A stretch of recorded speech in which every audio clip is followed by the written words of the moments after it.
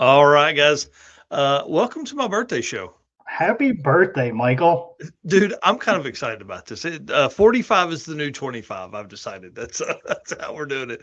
Well, guys, welcome to episode 143 of the Drag Driver Pete Show, presented by Summit Racing. Tonight, again, birthday show. We're going to have fun. We're going to talk to Jay Blanchard of JayWire Solutions. We're going to talk about some cool stuff that he's been doing, not only in the shop, but also some travels that he's had going on. And then we're going to end the show with Nate Prater. I say end the show, dude. We're going to like second half. We're going to back half the show with Nate Prater of Street Car Bragging Rights.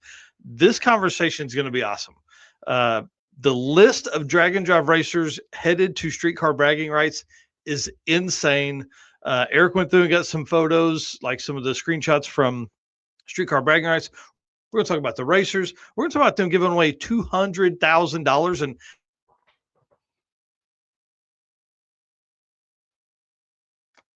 $200,000 and he's frozen.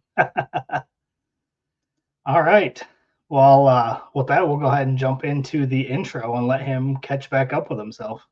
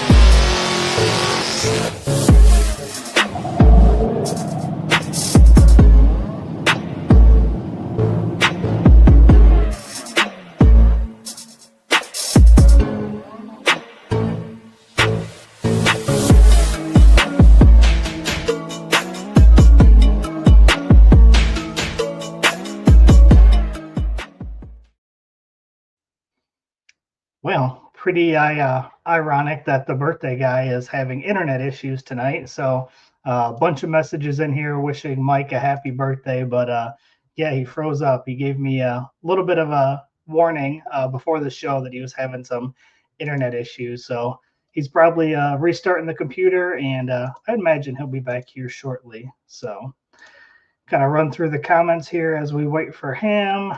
All right. Well, again, appreciate everybody being in here tonight. Again, it's going to be a fun night. We've got a bunch of stuff planned for the night. Obviously, I am Eric White, typically the co-host of the show and the news. We'll see. Might have to be the host tonight. Tons of artwork is what I've been really working on lately. Just put out some artwork for Conquer the Concrete down at Thunder Valley Raceway Park. So that was really cool working on that. Bunch of artwork for the circuit has been rolling out, so you'll see that stuff coming soon as well. So super cool stuff there. But again, we can't do this without all of you guys, all of our race car friends. So appreciate everybody jumping in here tonight, making comments, and wishing Mike a happy birthday. Again, appreciate each and every one of you guys. We wouldn't be able to do this without you guys, and all of our sponsors. We couldn't do this without them as well. Summit Racing Equipment, Deechworks, Bali Motorsports, Driven Racing Oil, Howard's Cam, JayWire Solution, AFCO Racing Products, Performer-Built Transmissions, Car Chains 3D, our newest sponsor, Low Dollar Motorsports, which we got to get updated on this photo here, PowerTube TV, WAF Racing, Sweet Patina, and Racing Junk. And you guys know Summit is our title sponsor here. So I'm going to play this video and let Brian Loans tell us a little bit about Summit Racing. What does it mean to be built with Summit? It means you're hitting the autocross, drag strip, road course, trail, dirt, or open road with confidence. Because built with Summit means you're using parts from the top names in performance, priced to make your project affordable. And it's all backed by trusted tech expertise and blazing fast shipping. Summit Racing Equipment. Let's build it together. SummitRacing.com. All right. Cole here. It's Eric's time to shine. I feel like maybe he kind of set me up for this. He's like, watch this. It's my birthday. and we'll have internet connections, and Eric will have to run the whole show tonight. Yeah, Jeff, we're finally going to get some warm weather here this weekend in northern Illinois. Man, I was telling Mike that we had no snow, and then we had a bunch of snow. I had to clean off my truck the other morning, and it was like mid-shin in some areas with all the blowing. So kind of crazy. Today was not bad. It was about 40. So some of it kind of melted. We're going to see up to 60s by this weekend. So hopefully a bunch of that stuff melts. And yeah, then we can start to do some race car stuff finally. Birthday boy can't call in sick. That's right. All right. So with our Summit segment here, this was kind of a cool post that Summit made. It said, what upgrade completely changed how the vehicle felt? So there was a bunch of comments in here. You can see in the screenshot, there was 255 comments when this was taken. So one of them here that we got was Rich Ortowski, said going from the 115 horsepower 4100 Cadillac V8 to an 850 horsepower LSA. So I would say that would probably make a pretty big difference on how that car felt for sure. For me, probably thinking back to when I had my 240SX, it was an inline 6-cylinder when I picked it up. It was horribly untuned, and where I live, the closest place to get it tuned was kind of suburbs of Chicago. So rather than spending that money, obviously, you guys know today, it's got a 5.3 and a T56 in it. So that was quite a bit different for me. So I guess that would kind of be my story for this one. Oh, Chris White, happy birthday, Mike. Mine is Saturday. Perfect. We'll have to remember that for the news on Saturday morning. And Buckeye Skip's in here. We talked a little bit, made a post yesterday, I believe, talking about looking for information from promoters on what events still had openings, and Buckeye Skips does still have some openings. So we're going to talk about that on Saturday morning. Yeah, Red Hat, I might have to hit you up if Mike doesn't come back. You guys know I don't talk as much as he does, so this show will be over in like an hour if it's just me. All right, so this is the Cadillac from Rob's post, and he said going from that 115 horse 4100 Cadillac to an 850 horse LSA. So that would that looks like that would be a pretty wicked car. Big old Cadillac. Welcome back, dude. We'll see. Man, it's been doing that all day. Yeah, I thought this was a cool story, man. I think that would be a ton of fun. And you know me, I'm like, I want something dumb like this. Yeah. Like give me that and 800 horsepower. I'm all over it. But throw some big wheels on it. There's not enough big wheel in drag and drive. Yeah, just cruise around with some 24s on that thing, and that way you can get a little bit of sidewall, for comfort. You got to have a comfortable ride. There you go. Well, hopefully you got your phone with you at least in case you struggle too much. I'd have to switch over. Right, that's what I went ahead and got was my earbuds and all that kind of stuff. So I restarted my computer and all that. So we'll see.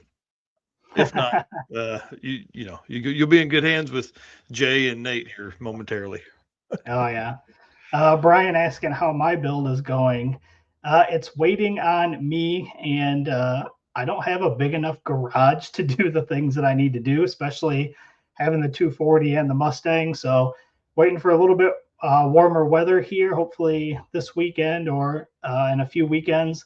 And the motor is out of the car. The motor needs to be disassembled, shipped off to, or not even shipped off, dropped off to a local engine company, and they're gonna what do they call it? Magnaflux the block, make sure there's no cracks in it, and then clean up the block for me. And then once I get it back, it'll all go back together. So things will be coming along soon. Things are happening. One thing that I did go inside, nobody's inside my house. So maybe that's part of the struggle today has been everybody watching 9 TVs and everything going. So Exciting. Yeah. Dan Chandler, no excuses, man. He dropped some weight on the front of the Blazer or Jimmy and dropping weight on himself with some race weight stuff. I know that's one thing that you guys in the race weight group need to haggle me a little more on, because I started out pretty good and then I flatlined real hard, and I ain't been doing as good as I should or could be doing. Yeah. Hey, I mean, the whole thing is making better choices all the time, and just a little bit of the accountability, because now you got to go make that post in there and tell them, hey, I kind of sucked it up this week. Yeah. And, But dude, nobody, I had 2 weeks where I gained weight. So yeah. And nobody called. I didn't weigh in this last week and nobody called me out on it. So you're the keeper of the weights. we don't know what you don't do, man. Fair enough. Fair enough. That's funny. Well, I am down some weight, but we cheated last night. It was weird having dinner. I'm not used to doing that. I've been fasting quite a bit, and having dinner last night, man, I skipped breakfast this morning. You know me, I'm not a breakfast skipper. So anyways, Yeah. all right, well, let's talk about some drag driver Pete updates, because if people watched on Saturday morning, they saw this update, and it's kind of exciting. The Low Dollar Motorsports team has come on board as a sponsor for the rest of 2026. We're really excited about this. I think this is going to be great for fans and followers. You know, this name is known well within the drag and drive community. It just comes down to, one, Brandon wanted to help support what we're doing over here, but then two, I love this because it gives us an opportunity to really learn more stuff about a different style of racing and business and everything like that. So he'll be on episode 147, which will be, I think, what I say, fourth show, April 15th, to tell stories. And again, just like I said on Saturday morning, he has some incredible history within Low Dollar and how it got started. And we went over all that in the phone call. And it's just going to be really neat to see how this is kind of welcomed into the, drag drive repeat world. So I'm kind of excited about this. I really am. And it gives us a reason to post a burnout every day. I was going to say the daily burnouts are going to be pretty fun. Yeah, it's been pretty cool. You went through and put like 240 of those together. So we basically have the entire rest of the year ready to go. And then we're going to have Brian, shout out to Brian. He will be dropping a reel every week to do, have a video of burnouts. So we'll, kind of see how that goes. It's going to be awesome. I'm excited. Yep, super cool. Yep. And then circuit updates, man, we're getting really close. I know you probably got a countdown later. It's nuts, man. Things are happening very fast. We've got trophies are ordered and on their way. We have shirt design that is like, it's like this close. We should get another proof back on it tomorrow. Kind of wild to think that we're literally 50 days away or something like that. I mean, not even that. Yeah. 50 tonight. Wow, man, that's crazy. But I do want to invite as many media teams as you want to come out, get with us, send us your info, basically in a Facebook message or to the email, dragdriverpete@gmail.com. We want to know who's coming. We want to be able to help promote your business. We want to also be able to help your fans see that you're going to be at our event, and, hopefully in turn bring out a little more spectators, and then also bring some more attention to the event. So that goes for the media teams that are going to be at Tulsa Raceway Park and Thunder Valley. So if you just want to do one of the 3 days, come on out. We can get you set up with entry and all that kind of stuff. And then, last up on the circuit updates, road trippers. I had said earlier that if we had 50 people sign up for the road trip, that we would do a special shirt for the road trippers. Tonight, we are at 40 road trippers. So pretty exciting to be that close, but that means we've got 10 people. We're 10 away from that. But in our shirt design and stuff like that, back and forth with Karen at Great Apparel Printing and Design, she said Sunday night's the cutoff. So we kind of need to get this rolling if we're going to do this. So I have a couple posts that are made up about road tripping and things like that. I know a lot of people have bought the road trip package to be on that first level of wait list. So I'll go through there and see, maybe that's what it is. Who knows? But I really want to do a special shirt for this. Dang it. Yeah, right.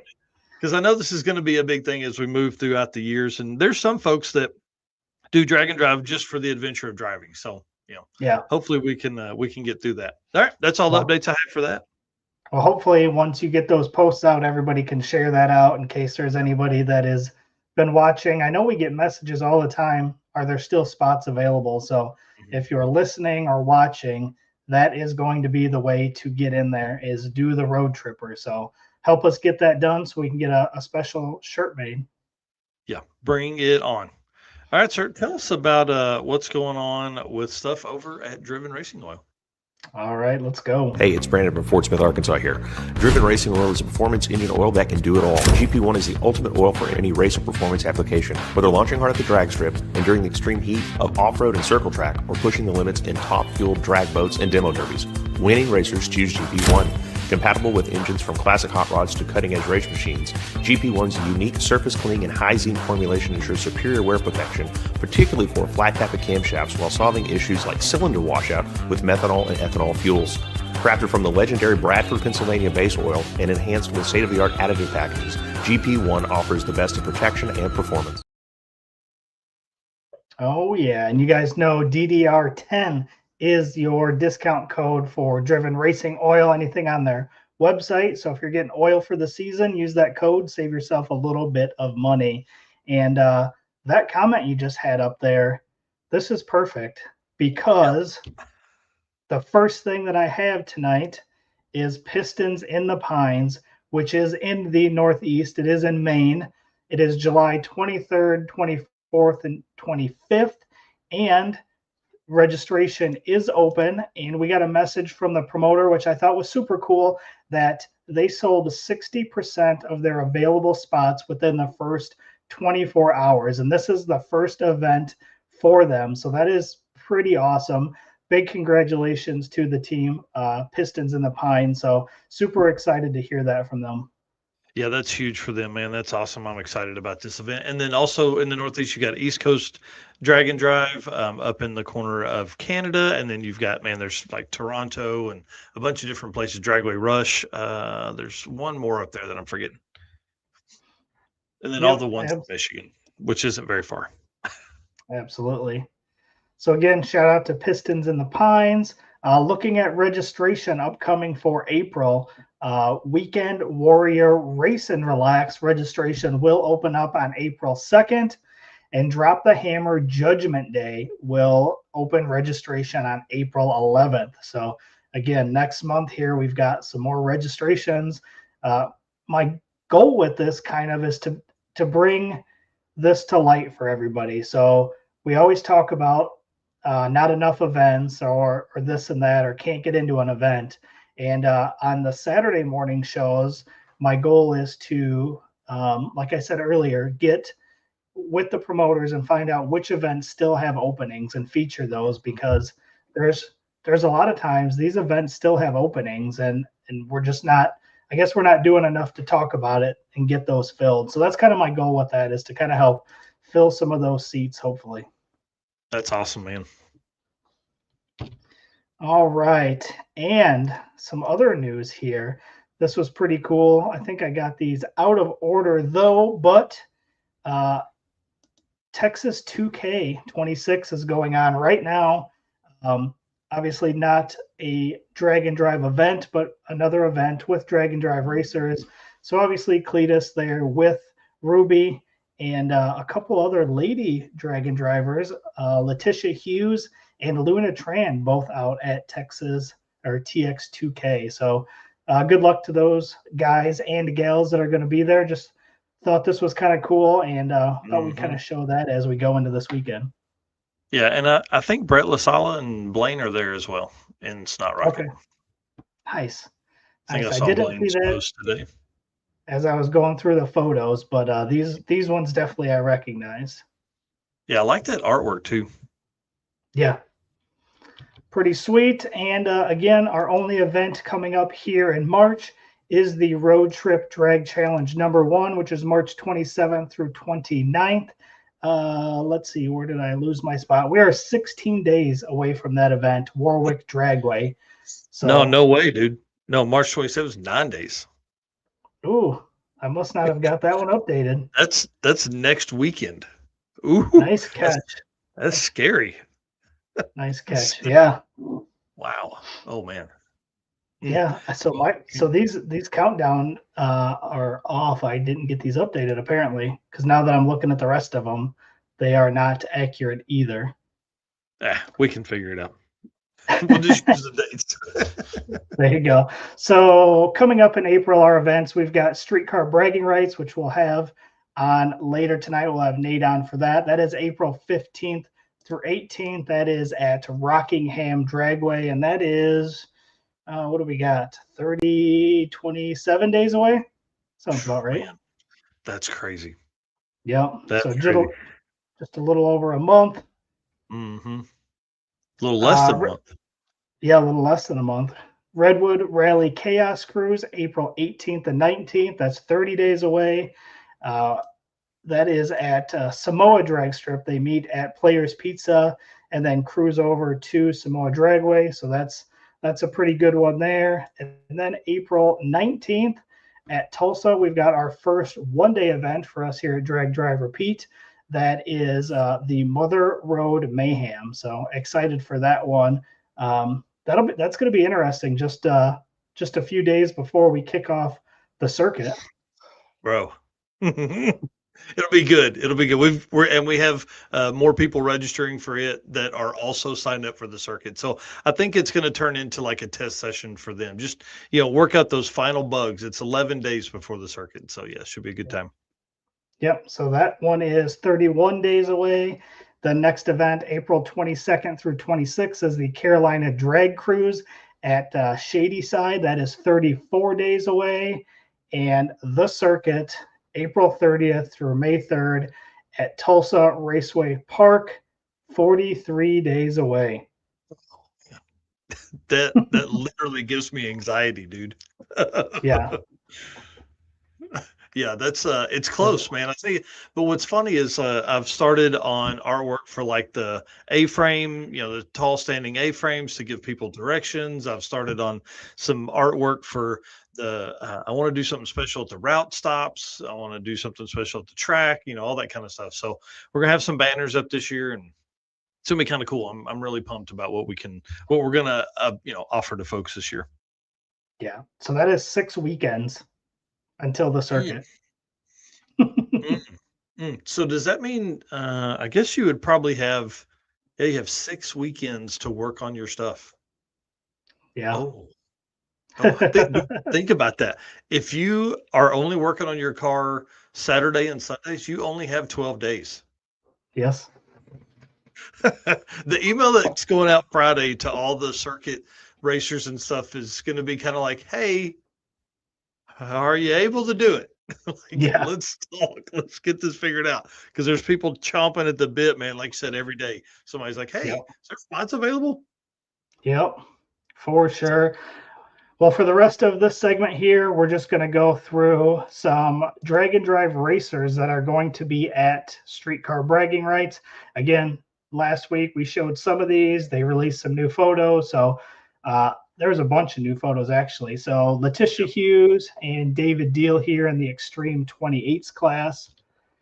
Streetcar Index class, we've got Caitlin Ward and Will Fair also in the Extreme 28s class. And then I believe the rest of these are the Streetcar Bragging Rights Shootout. Matt Moore and Wender Gomes racing in those. Scott Thompson and Jeremy Ortiz also in the Shootout. We've got Richard Flint and Matt Lampier, couple imports here in the Shootout. We got Jason Texera and Barry Cook, again, both in the Shootout as well. We've got Walter Doyle and Sam Kalilo. Mm-hmm. I believe that's how you say it. Yeah. Couple more in the Shootout. We got Rick Trunkett and Josh Davis. I told you there is tons of drag and drive racers in this. Chuck Stefanski, Casey Banner also in the Shootout. Tim Blythe and Mike Perica in the Shootout. John Moore and Jim Braun in the Shootout.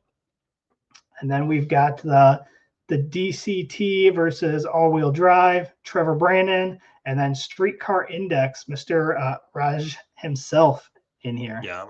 And then, hey, those guys they have left Trevor's GTR in Atlanta with the trailer hooked up, and they're going to drive with Raj and Rich Guido all the way back. Yeah. So should be pretty impressive. So that's a handful of racers, including the ones we shown last week, that are going to be in Street Car Bragging Rights. Yep, and I went through and some of the older photos that were like first posted and grabbed a few more that we'll go over with Nate as well later. The list here is incredible, man. There is a very long list of racers that are going to be there. And again, just like you said, dude, the calendar continues to grow. 50 events for the year. I think, again, we're going to end up in that mid-50s range. You know, we've only at this point only have had one Dragon Drive this year. That's Yeah, been and it. So and we've got one coming up in 9 days. This is the second one, so big gap in there, but it only goes up from there. Yeah, the season absolutely breaks open in April, and then again from June through October is nuts. So bring it on, man. Yep. So obviously you guys can see that entire list at dragdriverepeat.com/event list -2026. And again, DDR10, your discount code for driven racing oil. Yep, I'm dropping the link in there now. Martin Kilroy saying he's hoping to make the circuit. Oh, no, that's the link. It went too fast. Hoping to make the circuit, being that it's Route 66 100th anniversary. Yeah, a lot of fun stuff going on over there. All right, dude, let's move on. Let's talk about the JayWire solution here. I'll play the video, and then we're going to bring Mr. JayWire himself in here. What's up, guys? My name is Cole from Fort Worth, Texas. Expert car and marine wiring solutions that you can trust. JayWire Solutions can wire and plumb your hot rod, your race car, hell, even your drag and drive car. Plus, they offer products to make your driving experience way better, like their blinker module that is just a must for all drag and drive cars. This module will allow your rear turn signals to continue to function while the brake pedal is applied, just like stock. Find all the details at jaywiresolutions.com. Since Jay has raced with most of these people and probably has some insight on some of this stuff, I'd like to go ahead and bring him on. If Jay, you ready? He said, yes, please. Thumbs up. Let's go, buddy. What up, dude? Hi. Man, I'm excited about this, dude. You look nice. You got like a polo on and stuff. Hey. Look at you. Get like a bunch of employees over there. Now you're like a boss. It's awesome. No. Nope. Probably out there getting most of the work done yourself as well too, man. They're all sick this week, so it's been hectic. I can imagine. Well, guys, if you don't know, Jay, let's go ahead and introduce yourself. Tell everybody what you do over there at JayWire. That wasn't one of the questions that you posed to me earlier. No. So my name's Jay Blanchard. I own JayWire Solutions. I think we're coming up on. Actually, this Friday is 5 years of doing this. Wow, dude! How congratulations! Yeah, thanks. Yeah. My background's in engineering, and one day I had this crazy idea. Actually, my wife did. She was my girlfriend at the time. She said, "You should just do this yourself, full time," because I wired cars on the side. And here we are 5 years later. 3 employees. We're moving next week into a new space, which we're going to talk about here in a little bit. And, Mike kind of highlighted it. It's everything from, and I'm going to kind of go through some of the cars that are in the shop here in a little bit, but it's sand drag cars. We were racing this past weekend. It's drag and drive cars. It's daily driver stuff. I don't want to say daily driver stuff. It's really unique stuff that we come to the table and get stuff wired. So yeah, street car stuff, man. Yeah, street car. There you go.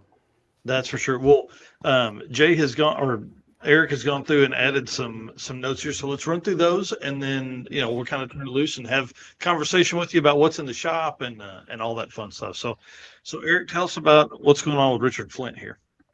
Yeah, I thought this was pretty cool. He was at Summer Nats, and his post here was a long post, but at the end, basically, he came down for the finals, and he said, now that it's time for the finals, and man, they were turning things around quick with everything hot and not really sure what tune-up to put against Jim Braun. I just remember saying, I will not let him outpower me. I'll let it spin or wheelie before I do that. And then he goes on to say, same reason I ran it out the back every pass. We were here to put on a show. I think we both had the same idea because we both spun, but to my surprise, he went red. I would have much rather a fender to door race, his fender at my door, if you're wondering, but I'll take this as the outcome for sure. Yeah. Jay, you've been around both of those cars a little bit, like, you know, in events and stuff. Dude, how cool is Richard's car? Like, that thing is awesome. Well, and I feel like the evolution on his car has been like exponential. I mean, he was an 850 car 2 years ago. Yeah, probably like 2, I think. Yeah. Yeah, and so as I mentioned, his trajectory has been exponential in what he's done, and I think he's got Motec on that car now. He just switched it to Motec here, like over the winter maybe, or late last fall. And that's a feat in and of itself. Just changing ECUs. We talk about it so much in the space that we work in about, you know, what we like and what we like to stay away from, and just a lot of it's like wiring what you know and tuning what you know, and to take a car that's already, I'll say, proven in a lot of different aspects, and to like make that leap. That's impressive. Yeah, it's cool. And not taking anything away from Jim, because that car is impressive as well. But dude, Richard's car it does it for me. It does it for me. Sweet. And then the other thing I had in here was Matt Frost had made a post in the Rocky Mountain Race Weekers group. He said, I watched the video about splitting the stick shift class to give others a chance at being competitive. What if you broke it down by tire? One class runs any tire and the other has to run a quick time tire, and it has to have tread. That would be a fun way to break it up without a bunch of rules. Or we just put the whole class on that tire and see what happens. Yeah, so I thought that was a pretty good conversation. And, you know, again, it was just kind of a in passing conversation we had with both Keith Turk and Rich Guido. I mean, like, I think Rich probably has a pretty good understanding of, like, really, you know, I want to give the guys that aren't at the very front a chance, you know? Yeah. Rich is like, man, run them all. Doesn't matter. Bring it on. ET stuff. Yeah. I mean, you could do like an 850 and a 10.0 index. I mean, that's kind of what you're getting into by making the tire the limiting factor. You know, index racing is a way to keep it somewhat cost effective. Ryan and I were talking about that yesterday with some stuff coming down the pipeline, and I remember when we debuted his car back in 21, and TJ from Baker Engineering, he's like, man, like crewing on a 3-second radial car, and it's valve lash every pass, and it's spark plugs every pass. I mean, we went out and like coasted like 890s, and we were on cloud 9, and he's like, this is pretty easy, you know. And then you think about where the program's gotten to now, and then start like, you know, hey, let's go 10.0 index racing or something, like, you know, like let's change something up. And it's like, man, that sounds a heck of a lot easier than an 850 car, you know? And the payouts in a lot of places around us are similar. 10.0 index and 850 index, they both pay $1,500 or something like that. It's like, you know, an 850 car is a pretty significant echelon, you know, higher. That's a big jump. And then 10.0 car. So. Yeah, interesting. For sure. It was pretty interesting. There was 97 comments on this post when I checked it last night as I was making some notes. So some of the comments here, Adam Dory said, DOT tires for the slow class. Michael Richardson said, I love the idea of a big stick and little stick class, which I thought that was pretty clever for the naming there. Personally, I think a breakout time would be the move, establish it before the race or split it after day one results. Yeah, that's a pretty good idea. Yeah, the problem is like it's a 275's DOT tire. I mean, yeah, I mean, I don't know if the tire is the answer. I really think ET is probably the easiest way to do it.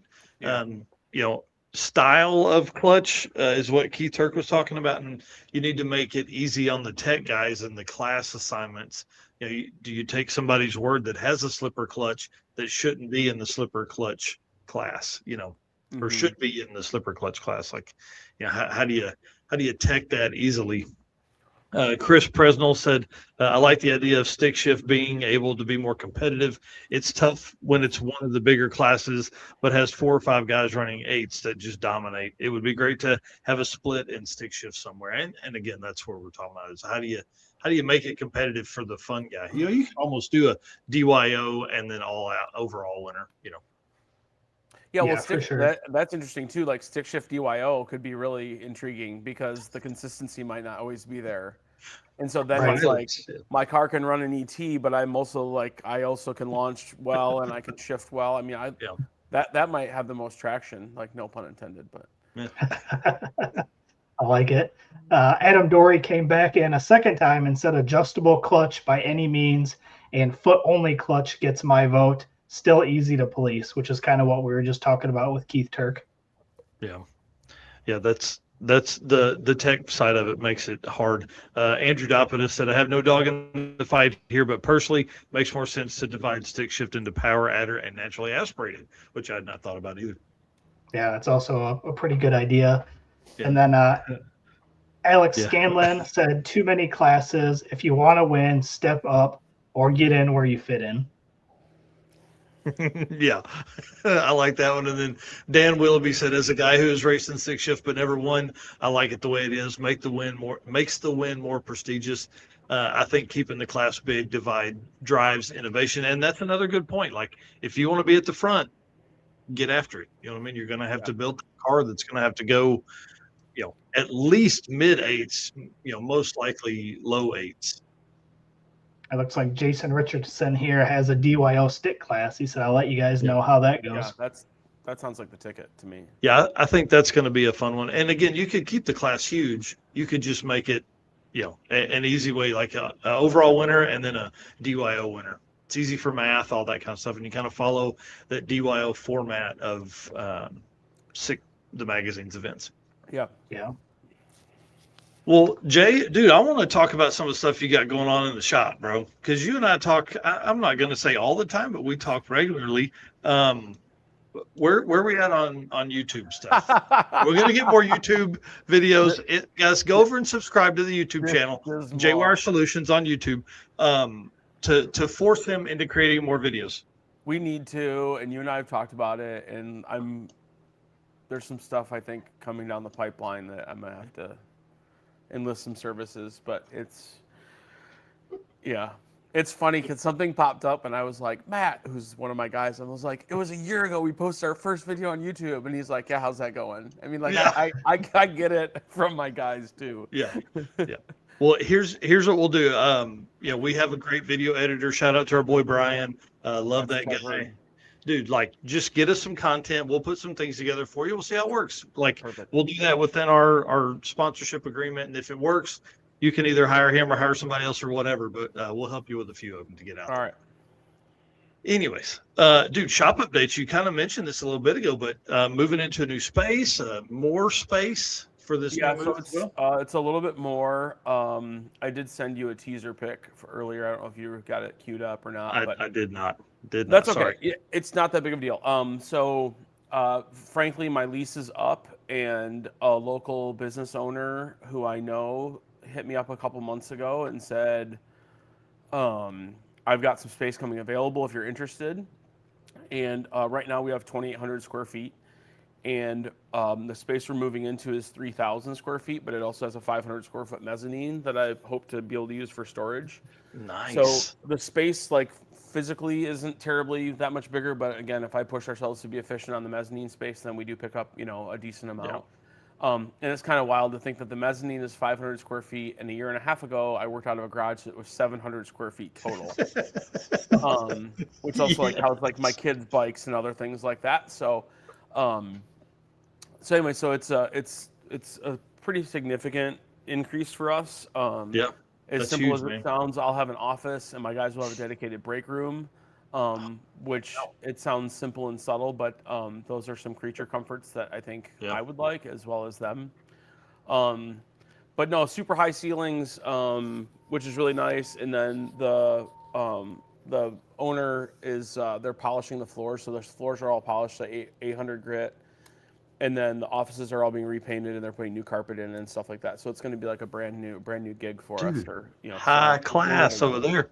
Yeah, that'll be really nice, especially to have that much storage area. Well, man. Yeah, because they're like, you can't really see it. Oop, wrong shoulder. But like that rack that's right there, but over my shoulder.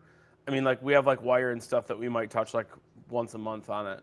Yeah. And then we have like some customers' components that there's some stuff around the corner that like got dropped off for a car, and we might not touch it for another 6 weeks. Yeah. And so it's just occupying some space on the floor. Yeah, so that'll be nice. So we're working on that next week amidst working on customers' cars. We'll have 1, 2, 3, 4, 5. I'll have 6 customers' cars in here tomorrow morning at 9 o'clock, which is really full for us. That's crazy. Wow. And dude, be cool, man. Be cool. And in various phases of projects or kind of where they're all at. I was hoping to have this S10 over my shoulder here back to Columbus this week, but just with some travel last week, didn't get to it. So we're going to hopefully have this S10 back to Columbus next week. I'll just kind of continue on with the shop updates if you're good with that, because we've got... Yeah, I mean, we definitely need to know about this car behind you as well, or shop updates, and then we'll do the car tour. Yeah, so we did hire a third person back in November. So he's working out fairly well, younger guy, and he's hungry, and so that's awesome. Mm-hmm. So we're working through like a bunch of like tactical stuff. We're really trying to work on standard practices and boosting efficiencies and things like that, because now we're getting to the point where it's like, we need to be doing that. And Devin and I had a really good talk at Sick Week about that, so that was reassuring, because we kind of were sharing some efficiency things and whatnot. And so, like I said, we're working on being better there. And then Kyler is my new guy, and he's like, he's got a lot to learn. I kind of struck it with my first 2 guys, and they both knew wiring walking in the door. And Kyler doesn't know that much, and I won't hold it against him, but he's also a Ford fan. And so, he's like, he started taking an LS engine apart the other day, and he's like, I've never touched an LS before. And I was like, oh boy, like here we go. This is going to be awesome. So I hope if he's not watching tonight, then I'll show him this part of the segment tomorrow, and we'll all get a laugh about it. So how fun. But yeah, so that's kind of, I guess that's really it for, like, I'll say shop updates and what we've got going on. How about products, man? New stuff coming? Yeah, so we've got some stuff that's, I'll say, old and been on the back burner for a long time that we really want to start pushing. And I'll get really nerdy for a second, but in this area where we're at in West Michigan, like we have Silver Lake Sand Dunes up north of us, and then we also have a significant amount of like freshwater powerboat customers in this area. And so we're working on one of the local engine builders reached out to us because there's a product called Mephi, and I believe it's Mercury EFI. Yeah, makes sense. But it was co-developed, I think, with GM back in the 90s, and they're starting to lose. The controllers are like obsoleted, and all these like boats that were built in the 90s and early 2000s and whatnot. One of the biggest things that goes out on them is the IAC motor or the H-bridge driver in the back. So you go to like put a boat in gear, there's like no clutch, no torque converter. It's just like you're in gear, and then with no IAC, they tend to die. And so we're actually working on, and we've been working on, and like I said, it's been a very back burner project, but we're working on putting together a Mephi to Holley EFI box, if you will, that will allow the customer to take their Mephi computer out, plug into our module, and then plug into a Holley HP computer, and you're up and running with Holley HP. Oh, dude, that'll be a game changer for a lot of these people. Like I said, the biggest thing is like there's Mephi 3 and Mephi 4 are like the most common ones. Like we have both of them like ready to go. I'm just looking for what I'll call an alpha tester. We had somebody we thought lined up last fall through Baker Engineering, and I said, hey, we'll do all the install for free, because we need to test it. But the price point, you're buying an ECU and you're buying this module, and you're buying an O2 sensor, and some things, and it's not the cheapest thing in the world to do. Right. But it gives you like the tunability of Holly versus Mephi is significant. Yeah, I mean, yeah. There's not anybody making posts on Facebook about who's my Mephi tuner. I Yeah. don't see those Well, ever. it's funny, like you get into like the weeds, and there's some really good ones. Oh, I bet. There's a local guy that's got quite a bit of experience with Mephi. TJ at Baker Engineering has some experience with Mephi. And then there's somebody, and any Marine person that's watching will know, there's somebody down like in Tennessee, I think, that's like was one of like the old school Mephi people. Interesting. So that's an old one, but one that we just kind of keep dragging along. And then the other one that I'm pretty excited about, John Paul Franks actually hit me up about 3 or 4 weeks ago.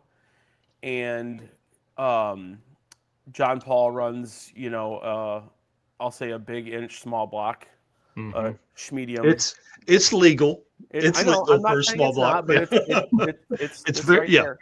It's 429.787. No, whatever. It's close. But so he hit me up about some stuff, and so we're actually working on. And I should be careful like saying all this maybe, but we're working on developing a wheelie control mechanism for someone that doesn't have, like, I'll say a Holly Dominator, or doesn't have a Terminator X, or doesn't have Helltac, or whatever. Like, so essentially think MSD Grid, and think or MSD 7 or anything like that, and wheelie control. And we've got some local nitrous guys that are small tire guys that have, they've kind of piqued their interest a little bit. And I've got some code already written. We have a preliminary circuit board design set up. So we're kind of like, I'll say, in the works with it, but then it's that and juggling like 7 cars that are in the shop. Those are all just things that are that are there. But like I said, John Paul asked me about it.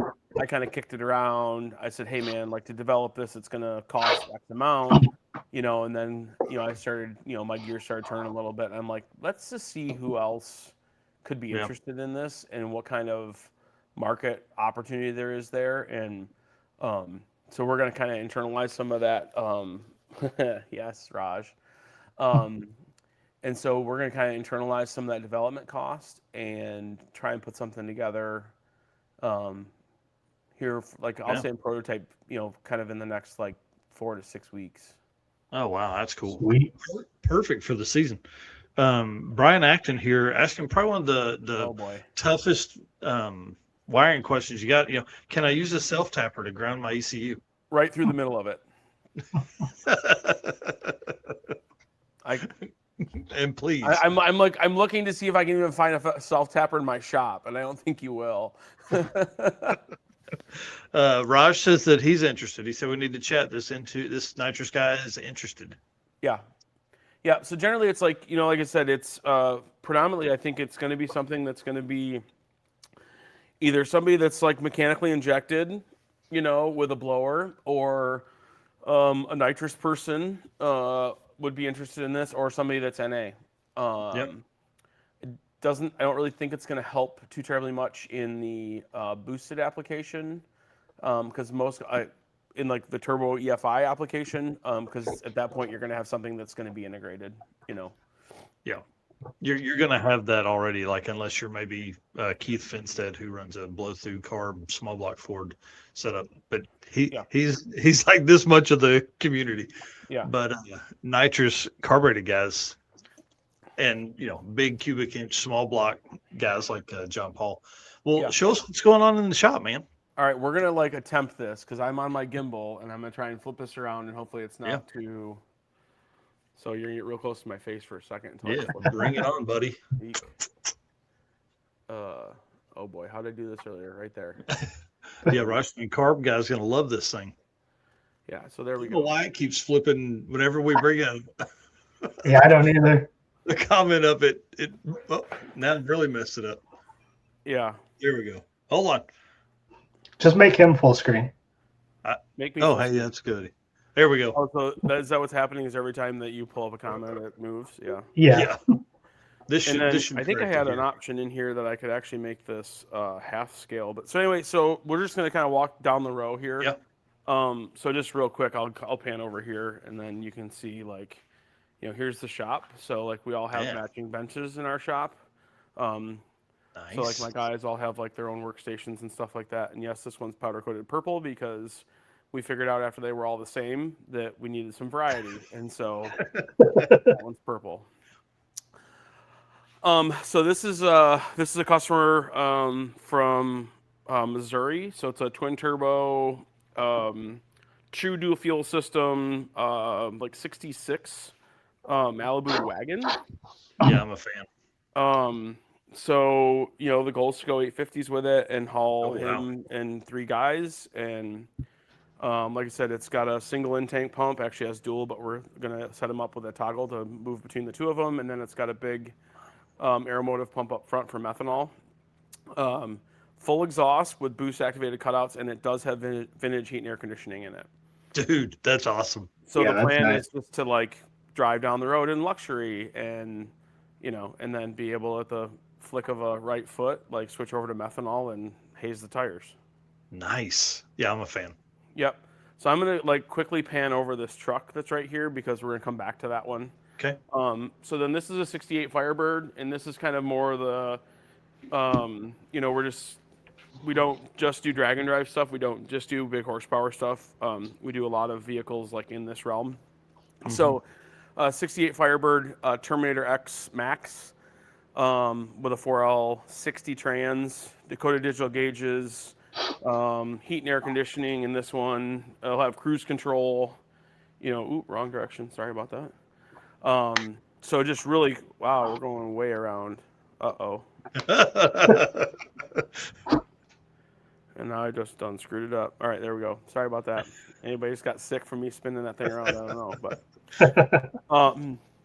so this is kind of a, this customer bought this car and they were like, oh, let's put exhaust on it, and then it was like, oh my goodness, the body mounts are all rotted out of it, and then it was like, and just one thing led to another, and now it's, like I said, it's LS3 drive-by-wire. Like I said, it'll have heat and air conditioning, cruise control, Dakota digital gauges. And we're doing all the wiring on it. So I shouldn't say we're doing all the wiring. We're doing all the EFI and all of the stuff I just listed, and then the person that's really doing the restoration did an American Auto Wire harness in it. So How cool. yeah, That's a nice car. Great color. yeah, something different, which is always nice. Yeah. And then this one is a 70 Corvette, original big block car, convertible with an automatic. So that's like a very rare thing that you won't find too terribly often. And in 70, there was very limited production. Only like 17,000 of these cars were built. And of that, like 600 of them were in this configuration. Cool. And then this one's kind of getting the gamut also. It's getting, it's going to do that spin around. Nope, it comes back around. So this one, obviously looks like it's all torn apart because it is. This one's getting Terminator X Stealth in it. So really great fit up with the Terminator X Stealth. I mean, it's carburetor looking. Mm-hmm. And then Dakota digital gauges. We're actually doing a stereo in this one for the customer as deep as we've gotten into the dash. We just said, hey, yeah, we'll put, Bluetooth radio in it and a powered subwoofer and stuff like that. But the tank's in really good shape, so we're able to do just a like a Holley 340 liter per hour pump, as a module drop in. Yeah. And then here you can see the EFI intake and all that stuff going on it. So yeah. That's cool. That'll be a fun street car. Oh yeah, totally. Magnaflow exhaust. It's going to get coilovers and stuff. I mean, they're going deep on this one, but it's going to be a fun little cars and coffee type runner. Yeah. So, and then here's my truck that I have not touched all that much, but it's in the shop. S10 extended cab. Someday I'll work on it. I have way bigger. Yeah, we're ready. Now. We're ready for this thing to come out, man. I know. So am I, but my pocketbook's not. Well, and then this one right here is a unique one also. So this is a 73 Datsun Fairlady that I actually wired 7 years ago when I really didn't know what I was doing.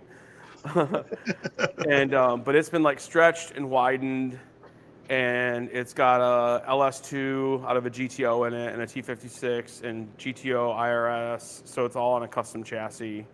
Wow. So it's pretty wild.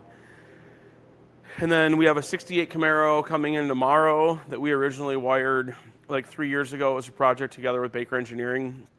It's LS3 based. I take that back. I misspoke there. I think it might be LS3 based, but it's got a 2650 blower on it and vintage heat and air and cruise control and all the, Dakota digital gauges and all that kind of stuff. And it made like 940 tire maybe at Baker. Oh, come on. Back like 2 years ago. And then he's having some issues. It's got a pump that's not like really, I'll say, street rated. And so we're doing a Rix tanks with twin 450 pumps.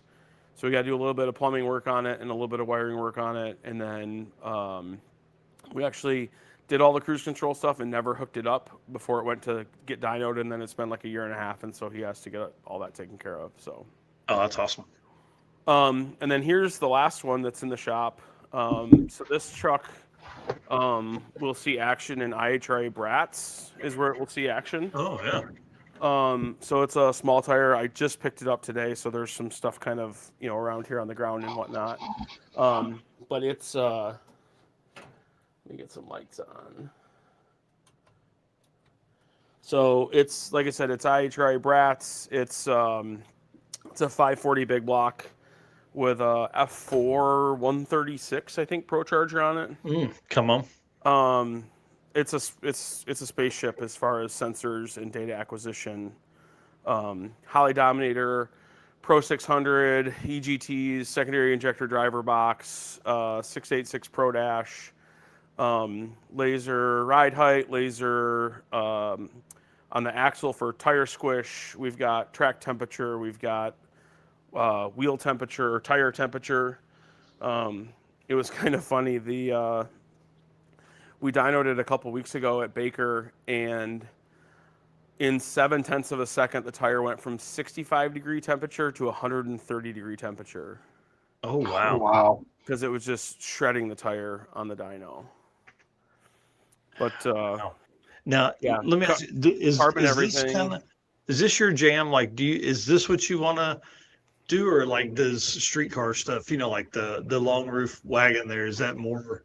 Like, I know you want to do it all, but like when you're sitting there at the end of the day, does stretching your knowledge on this truck, is this what gets you really thinking late at night on stuff?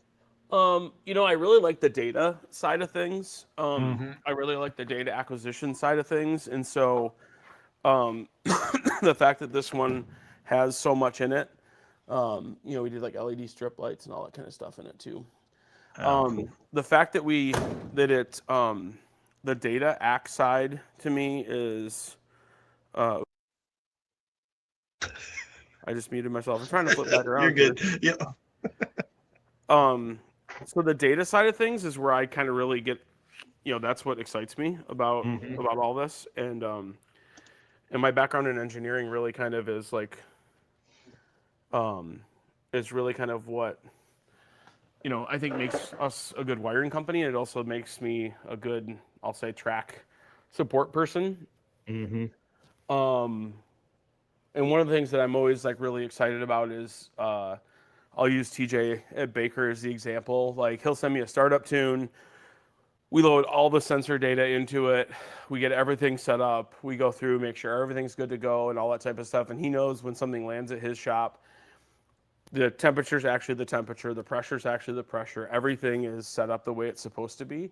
And that can be like, that's an arduous task. Like, that can take some time to do that. And we have like build sheets that essentially like, here's the wire color, here's what pin it goes to the ECU, and it's the same on every car. Oh, that's cool. And we really started that standard about 3 years ago. And so like if a customer calls me on the weekend, I'm like, it's either white with red or white with orange. I'm not 100% sure, but that's going to at least get you in the ballpark. You know what I mean? Yeah. And then I have like Google Drive on my phone, and so I can pull up people's stuff after it's built. And so it's very quick for me to be able to go in and diagnose it. But the fact that all the wire colors are the same car to car, And then, like I said, they landed the same input and all that type of stuff in the ECU. Just makes it, a little bit more cookie cutter. Dude, that's cool. That's a great idea too. Yeah. John Mayer says Jay understands it for me. Yeah. Yeah.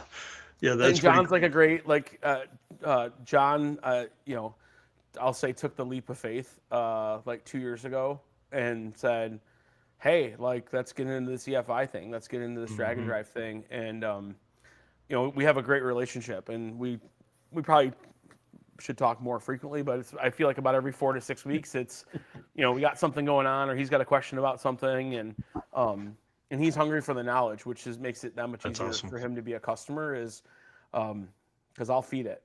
There's no question about it. So yeah, you and I have had some fun conversations. You just explaining how dumb I am about, you know what I mean? Like it's pretty interesting when you're talking to Jay. You're like, man, wow, I don't know stuff. Like Jay doesn't explain it to where it's, you don't understand it. But I'm like, dude, that's like next level stuff. I'm trying to get my truck into the 11s. Jay's like, oh no, man, you don't need that part. I'm telling you.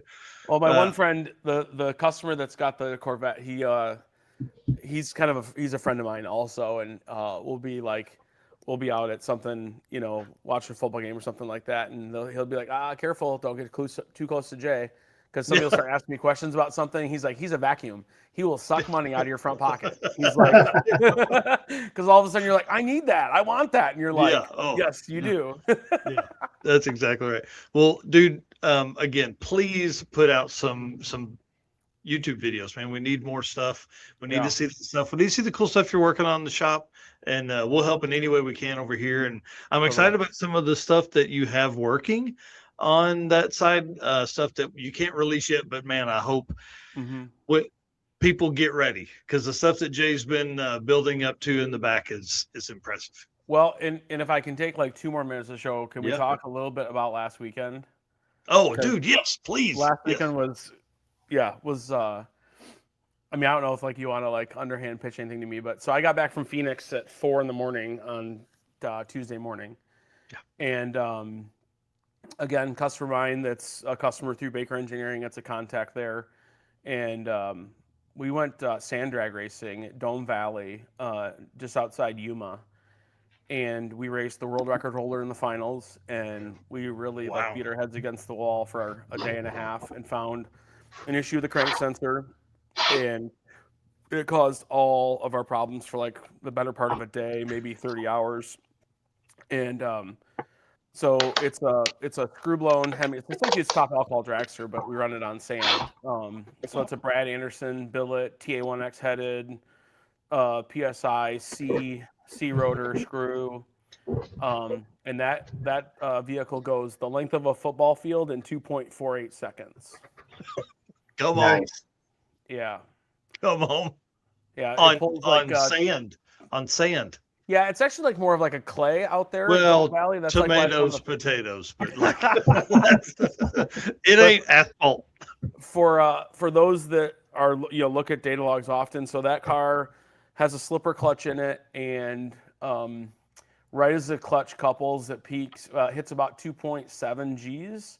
And then just before the shift, it peaks about 3.2 Gs and then rides out the back for the last 0.6 of a second. And it's somewhere between 1.9 and 2.3 Gs out the back. How cool. Dude, that's awesome. So, that's awesome. Yeah. The video you showed, is it on your channel? Is it on your page on Facebook? The 360 video? It's not. The 360, I think, is hard to get. I guess I don't necessarily know if it's hard to get. And then I posted a bunch of. We'll have Brian do it. Okay. Well, then I posted a bunch of pictures, and so with Business Suite, if I post pictures, I can't cross format post because Instagram gets mad. Oh yeah, they don't like it. Yeah. Yeah. So I didn't even post the video in the finals, but it's like a wall of sand. It's pretty cool. The video shows the driver, and then it spins around, and it's just literally just this rooster tail of just clay, I guess. Yeah. So pretty cool. In relation to traction, is that harder to manipulate on that car, or is it versus like a street, or like a slick?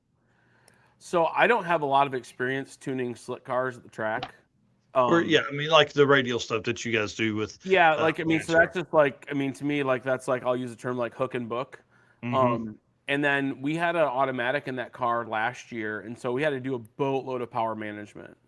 Wow. Like I mean, just uncontrolled wheel speed, and just the G meters like in the tank, and it's like you got to pull the engine back, and that's a lot of work. Interesting. But the slipper clutch, it's so interesting because like now our starting line ratio is higher than it was before. So in my brain, I'm like, higher starting line ratio, it's going to want to spin the tire harder. But now the clutch also takes half a second to engage. So like, at 0.3 of a second into the run, we're slipping 70%. Wow. And then the clutch has got all the weights on it and all that kind of stuff. And that's more of a weird Chiquito thing because I put the dial indicator on it when the customer's in the car, and he's like, "What's it reading?" And I tell him what it's reading, and he says, "Okay." And then I go plunk on the keyboard and like make it go faster. That's awesome. That's awesome. Okay, so JayWireSolutions.com, JayWire Solutions on all social media apps, and soon to be more YouTube videos. Yeah. at least a weekly shop walkthrough, I think, will be fun. All right. We can do that. Jay, thanks. I say that very like non-enthusiastically, but I think you're probably right. Dude, have one of the guys do it. That's their job now. They take 12 minutes and they walk us in the shop. Yes. That could be fun. All right, dude. Thanks a bunch. We'll see you in a few weeks when you guys come down to the circuit. Yeah, got that $850 bounty. Dude, Baker Engineering has put up the Baker bounty, $1,000. If anybody can beat Jay and Brian. If they can take them out, and dude, you're on the shirt for the third time. This year's design, primo stuff. You're gonna love it. And for folks that don't know, the quickest quarter-mile car and the quickest eighth-mile car end up on the shirts for the next year. So Jay and Brian have been on the shirt for 3 years in a row now, and so we're gonna see if Mark Campbell or TJ Leinbach can come down and do some damage. There's some other people signed up in that class that are quick, but guys have just definitely made your way to that front of that 850 stuff. We work on our craft often. Yeah, ought to be pretty interesting. So all right, buddy, thanks a bunch. Cool. Man, we'll see you soon. Yep, awesome. Thanks guys, appreciate it. Later. Yep, see ya. Sweet. All right, yeah, man. Well, that'll kind of work us right into our thanking our sponsors and all that kind of cool stuff. And then we'll bring in Mr. Nate Prater. All right, actually, hang on. Let me at least play the Molly ad read here, and then we'll thank everybody, and then we'll bring him in. Looking for a forged piston kit for your vehicle? You need Molly Motorsport Power Pack. What is Power Pack? It's the ultimate forged piston kit that comes complete with pistons, performance file fit rings, hot string steel pins, and clips, all engineered to work together, so all you have to do is build something great. Find your Power Pack at mollymotorsport.com. All right, dude, I love those guys over at Molly. They are so cool. Guys, again, thank you so much for being our race car friends. Thank you for being here. Do us a favor, hit that share button right quick as we jump into this. This conversation with Nate Prater is going to be about Street Car Bragging Rights 2026, but then also some history of the event. It's going to be, tips and tricks. We kind of want to pick his brain a little bit. I mean, this guy puts on one of the best shows in the entirety of the car community. And so basically I want to help other promoters do that. So hit the share button, get more folks in here, get some conversation going and stuff like that over in the chat. And then of course, thank you to our sponsors. We cannot do this without these guys. And I didn't make the new artwork with Low Dollar on it. So I apologize to Brandon and the team over there. I'll get that knocked out this before Saturday morning's news episode. Summit Racing, Deech Works, Molly Motorsports, Driven Racing Oil, Howard's Cams, JayWire Solutions, who was just on here, if you guys missed that, AFCO Racing Products, Performer-Built Transmissions, and Car Change 3D, Power Tube TV, WAF Racing, Sweet Patina, and Racing Junk. Y'all, if you're doing shopping, please go by, hit these guys up. We have discount codes with Deechworks and Driven. We also have an affiliate link with Summit. So if you're doing that, you want a discount code with Summit, hit us up. I'll send that over to you while we have them. I mean, we don't have an unlimited amount of those, but it's coming. So Deechworks, again, the official fuel delivery of Drag Driver Pete. Those guys over there are super smart. The DW product line includes fuel injectors, pumps, rails, regulators, filters, lines and fittings, plus surge tanks and pump modules, all engineered to support power levels ranging from 400 to 3,000 horsepower. With a focus on engineering excellence and industry-leading customer support, Deechworks continues to drive the future of high-performance fueling. Again, DDR10 is our 10% discount code over on Deechworks.com. And in this first segment of the back half of the show, we're going to bring in Mr. Nate Prater here, the man, the myth, the legend, the guy behind the plan of Street Car Bragging Rights, or Braggin Rights on Facebook. If you guys are looking for a great page to follow, bro, you kick ass. I'm excited about the conversation tonight, and I appreciate you taking the time, because I know when events are coming up, dude, it's busy. There's no time. There's no time anymore. So introduce yourself, tell everybody what you got going on. Hey guys, I'm Nate Prater. I run, along with a few other my friends, Street Car Braggin Rights. Yeah, and you do a great job, dude. How many people are on the what you would consider like the inner team over there at Street Car? It grows and kind of varies each year. Currently about 35, and that's 35 of our friends, family members. A lot of these guys been with us since the beginning. That's awesome, man. Well, tell us about the beginning. Like, how long has this thing been going on? So Street Car Braggin Rights 26 coming up next month, 27 days away currently, will be our 5th year. Dude, that's awesome. I feel like 3 years is like a turning point, and after that it gets pretty serious, especially for events that are coming on like your size now. So why did you start this thing? It's a lot. That's something we could probably go on for hours about. A lot of it has to do with just racing in general, going to other events, and not to knock anything at all, but there was just a lot of stuff that was happening at events that, quite frankly, we bitched about. It was years and years of, they're not doing this right, they're not doing this right, till a group of us finally sat down and said, kind of got to put up or shut up, So we decided to host a one-day event. It had 5 race classes at Carolina Dragway back in 2022. I want to say we paid out a little over $20,000 total. Man, that's awesome. And we pulled it off, and it went pretty well, and we kind of decided that we were going to make it a yearly thing going forward. That's crazy. Dude, 20 grand to 200 grand. That's nuts. Right. Well, how did that first year compare to what you got going into 2026?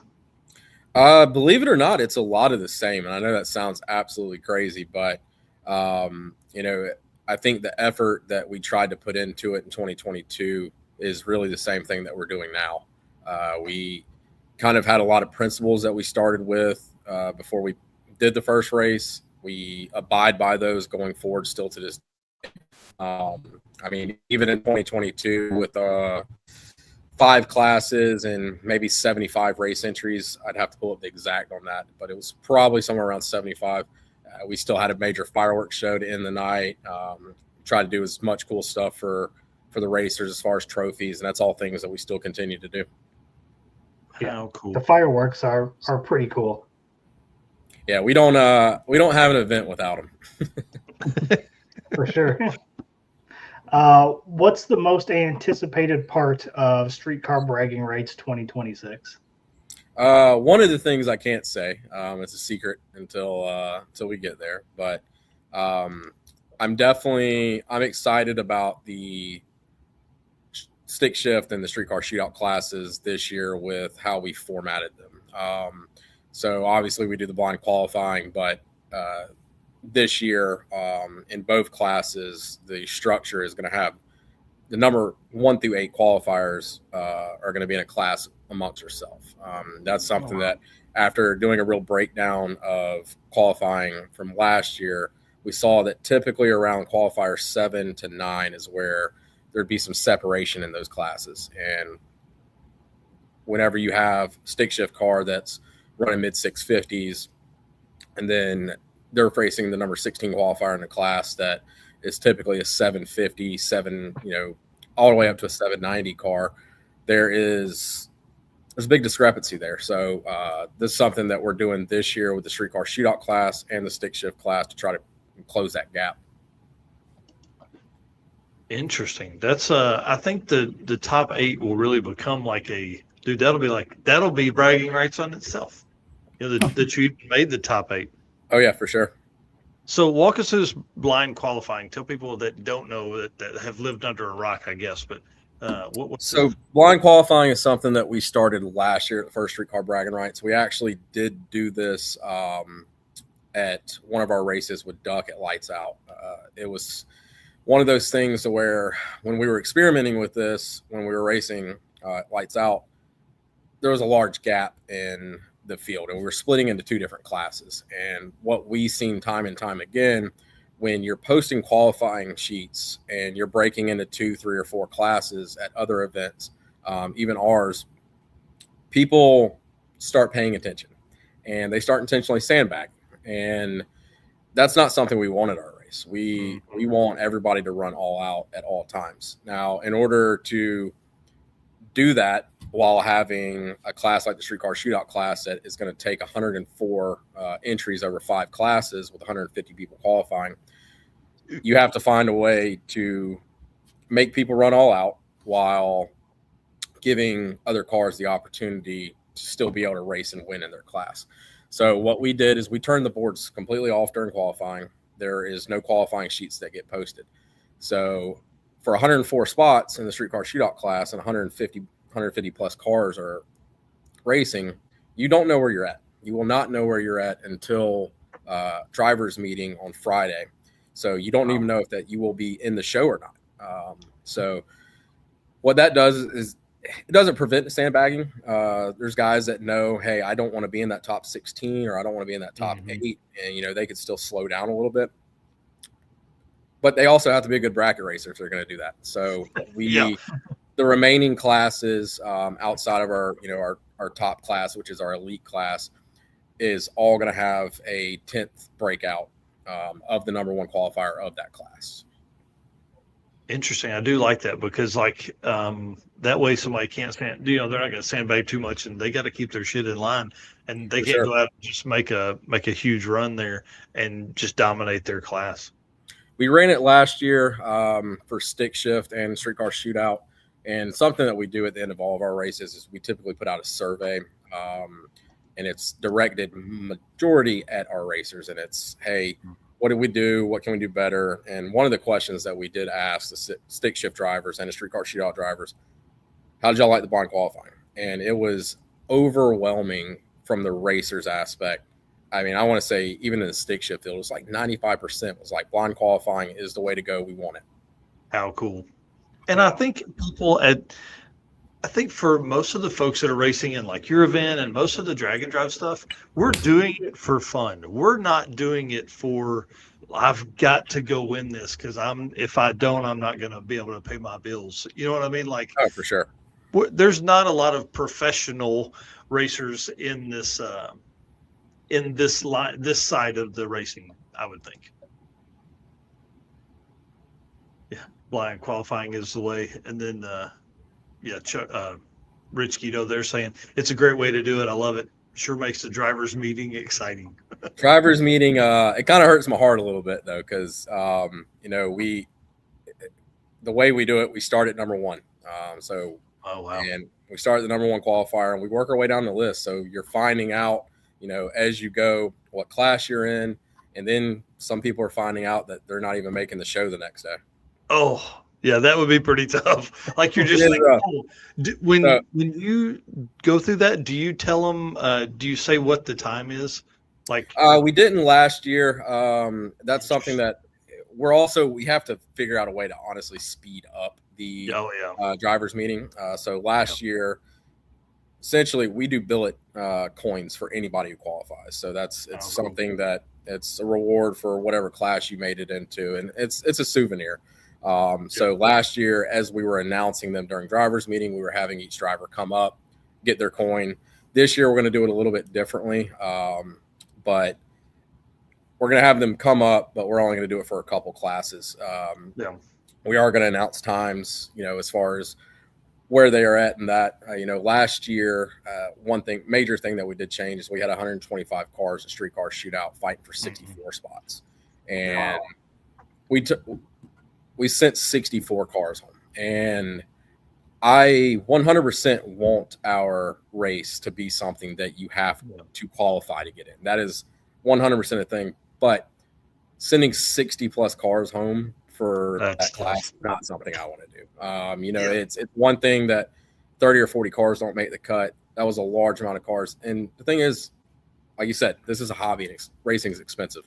To get to the track, we all know how much money it costs just to get there. So to get there, spend the money that you do, not make the show and send that many cars home is not something we want to do going forward. So we're trying to bridge that gap, make it a little bit smaller. Yeah, dude, that's cool. And 104, man, that's going to be a great race. And it still gives people, and they're going to have to know like where they're at there. I can't imagine once that number starts getting down, people are like, oh man, am I going to make it? Like, just like Rich said ago, I was nervous, so that's pretty cool. Well, where can everybody watch that at, man? So this year we're actually not streaming. This will be the first year that we have not streamed. So, well, I say the first year. Our first year we did not stream the single day event. Our second year we were very fortunate and locked in Flow Racing. The thing with streaming for us is we're still a very new race, and we have not been able to gain the numbers as far as streamers watching the race that a lot of these guys need. So our third year, we actually streamed it straight to YouTube. We paid a crew to come in, stream the race there. Last year, we streamed with FRDM. There's some conflicts with scheduling this year. So we started looking into things on who could stream and stuff like that. And the big thing with us is we really want it to be an elevated stream. It needs to be, something that matches what we're putting out. And it was just something that we really couldn't find this year. And I was like, at the end of the day, this year we won't stream it and hopefully get more people to the track to watch it. Yeah. Yeah. 100%. Again, I'm heartbroken that I can't make it. It was going to work out perfect. I was going to be in Tulsa and then on that Sunday before and then fly to you guys. Sadly, we couldn't make always next year schedule work. Dude, I know, but man, dadgummit, this is going to be a great year. I'm telling you, it's going to be nuts. You made a post the other day about media stuff, and Eric, kind of how many media teams will be on site, not just in photos, but dude, the list of people you have that run down through that, like you've got the who's who of automotive media people that are going to be there, race coverage teams. I think it's going to be incredible. And for idiots like me that are going to be sitting at home having to watch this thing, it's going to be tough, man. I'm going to tell you, for sure. To wait for that video to drop at midnight, I'll be like setting an alarm or something, getting up, Media is something I think we've celebrated since day one.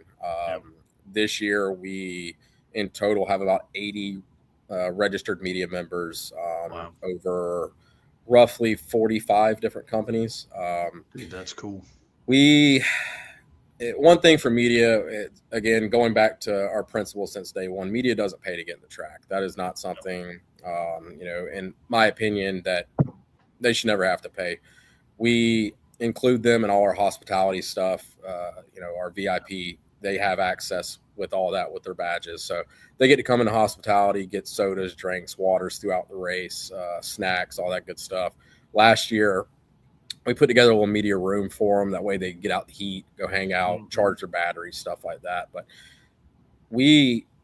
from day one, a lot of our coverage was elevated because of the amount of media members we even had at our first race. And we saw that really quickly especially if we take care of those guys, how much they take care of us throughout the year. Those are the people that are talking to the racers. And, when a suggestion of, hey, what race should we go to, blah, blah, blah. Our media members they pop up and, they're out Yeah. promoting for us. Yeah, it's a huge thing. My work with Tulsa Raceway Park has really shown that, man, a lot of times media is third in line on importance. Maybe even fifth or sixth in line on importance, because We try to put them at the top with the racers for sure. Yeah, it makes a big difference, and especially like if you can treat those guys and girls right, man, they continue to come back. Their coverage gets better and better, and all that stuff. That's really cool.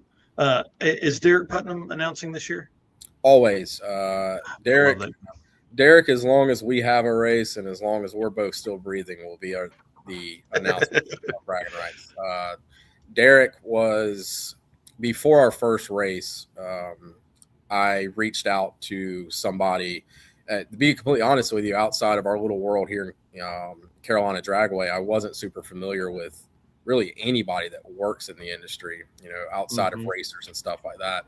So I was given a list of three announcers, and the first person on that list was Al Tucci.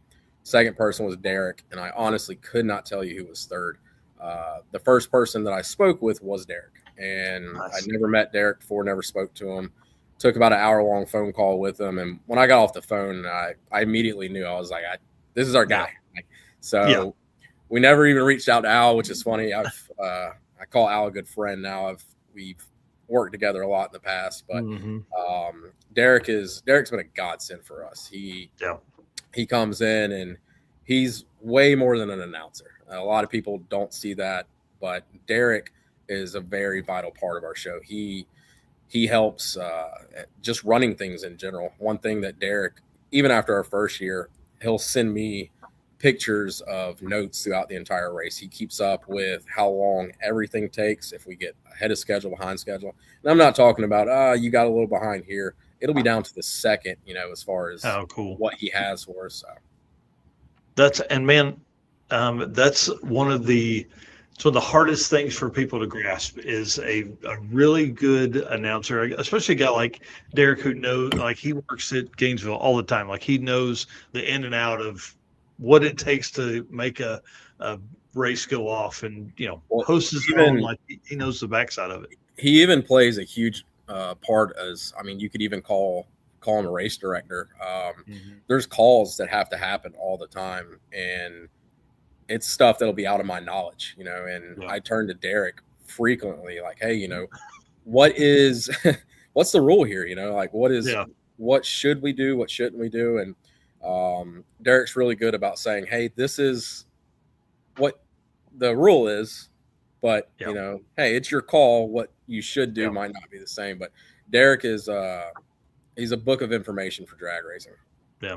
And he's seen a lot too. I think that's probably one of the hardest things for new promoters to understand is, like, dude, there are going to be situations you've never been put in, and there's no one else to ask. Nope. Like, you're the dude that makes the decision. We've had a few of those in the past with the circuit. Man, it's pretty interesting. It's usually good when you're making people mad. You know what I mean? Like, if there's somebody in there that's getting upset,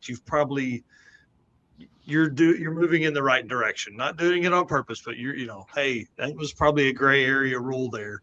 So. Yeah. No, we've had to make a lot of tough calls in the last couple of years, and trying to be fair is first and foremost, but it's tough. Well, talk to us about car count. How many folks are signed up? You don't have to give an exact number, but above X, currently we're at 476. Good Lord, dude. What? Oh my God. I expect that number probably to be in between 510, 515 when it's all said and done. I know we've got a handful of guys that are at Texas 2K right now, and they're trying to see if they're going to make it. Yeah, and we work with a lot of the racers as far as I know a lot of, again, not calling anybody out, but a lot of races you pay to get into, and if something happens, your money's gone. We operate a little bit differently. We do what's called our racer credit program. So as long as within a 30-day window, you give us a shout, send us an email and say, hey, my car broke, I've got this going on, or just flat out can't make it for whatever reason, we issue you a credit for the full amount of whatever you paid for that you could use for next year. Use it for merch, honestly, anything with us. Yeah, that's pretty cool, man. That's a great thing. And you know, from the drag and drive side, that is one of the rules that everybody seems to have is like, hey, sorry, you signed up, get your car ready, you know. Yeah, so that'd be kind of tough. So we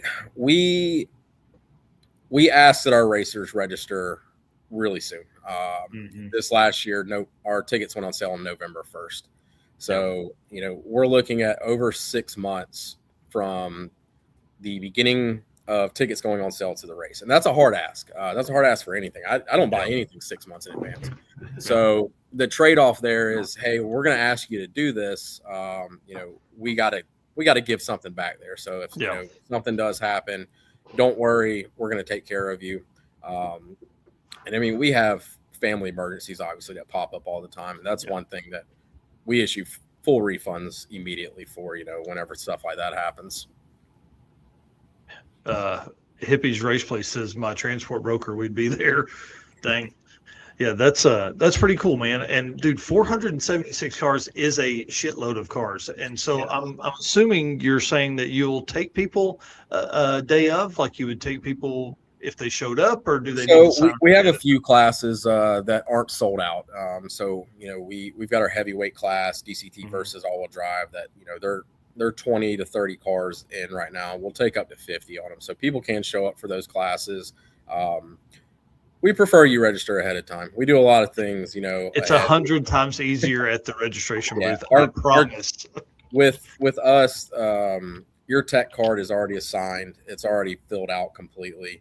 You know, they're typed and printed up. We have driver registration bags that have their name on it. Car numbers are assigned. Car stickers are printed, ready to go. So things like that, you know, it's one of the reasons that we ask people to get registered so far ahead of time, because we're mapping things out, printing things 4 or 5 months ahead of this race. Now we do come prepared for the ones that show up and, you know, are ready to register there, but it does make our life a ton easier if you're already in the system. Yeah, for sure. Damn, dude. That is absolutely crazy. Last part on this, I want to show the shirt and give a big shout out to our boy Jacob over at Elite. Dude, looks great, man. Looks great. And big shout out to Ron Mowen over at Vengeance Racing for being a big part of the program here with you guys, man. I love his story. I love what they do at Vengeance, and it's really cool to, you know, kind of have him involved in all this, because those guys, man, they live it up over there as well. There's probably a lot of Vengeance cars that are here. Oh yeah, absolutely. They come in a big group every year. Ron over at Vengeance has been a big supporter since day one. They've been our presenting sponsor since our second event, and that's awesome. I don't think they're going away anytime soon. We did lock in at the end of last year's race a 3-year commitment for them being the presenting sponsor going forward. That is great, man. Yeah, he's a great dude. How do you pick the cars that are on here? This one's gonna hurt some feelings. So this is, believe it or not, if you were to look at any of our event shirts going back, this is the first one that has any color on it outside of red, black, gray, silver.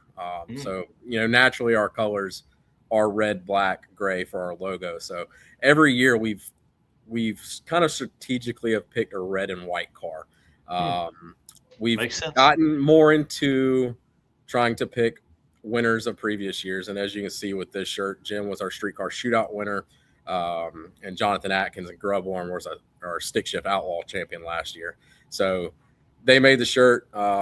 The yellow on Grubworm is actually the first year that we've ever put some color to this shirt.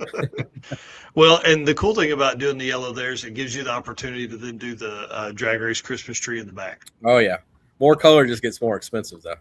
Oh yeah, yeah. Bro, preach, brother. We know all about that for sure. How cool. All right, well, big shout out to Deechworks. That'll kind of end this segment here. We're fixing to get into some questions. I have, Eric, do you think we have 50 drag and drive racers that we're about to show as we go through here? There's probably 50. There's at least 30 that we grabbed photos of. So I'll let you do the Performabuilt, and then we'll roll on and tell some stories. All right. Performabuilt is the official transmission builder of Drag Drive Repeat. At Performabuilt Transmissions, the goal is to engineer and build the toughest transmissions on the planet. Performabuilt doesn't just rebuild transmissions, they systematically re-engineer each model to eliminate OEM flaws and to achieve the highest levels of performance. That is why they say their transmissions are not just built, they are Performabuilt. All right. All right. Go sorry. Go ahead. Nope. I was just going to say these were some of the photos that we went through earlier. But yeah, so a couple of the classes here. You got Extreme 28s. You've got Letitia Hughes and David Deal, as well as Will Fair in that one. So how do you want to do this, Mike? Do you want to go through each class or? No, I just want to, I thought we could maybe have Nate give kind of a rundown of the classes that are going to be there while we're flipping through this crazy list of, I mean, they're doubled up for at least 15 or 20 spots here. So I thought I'd give a good time for him to tell about what classes are going to be there while we're featuring some drag and drive racers over here. Yeah. So our first class, that the name has changed over the last couple of years since the beginning, but it is something that we've raced very similarly, as our Street Car Index class. It confuses some people sometimes, but it is a hybrid index bracket class. We allow you to come in and dial in your own index. And when we say index, it's because we only allow you to dial in half-second intervals. So you can dial in a 7.0, 7.5, 8.0, etc.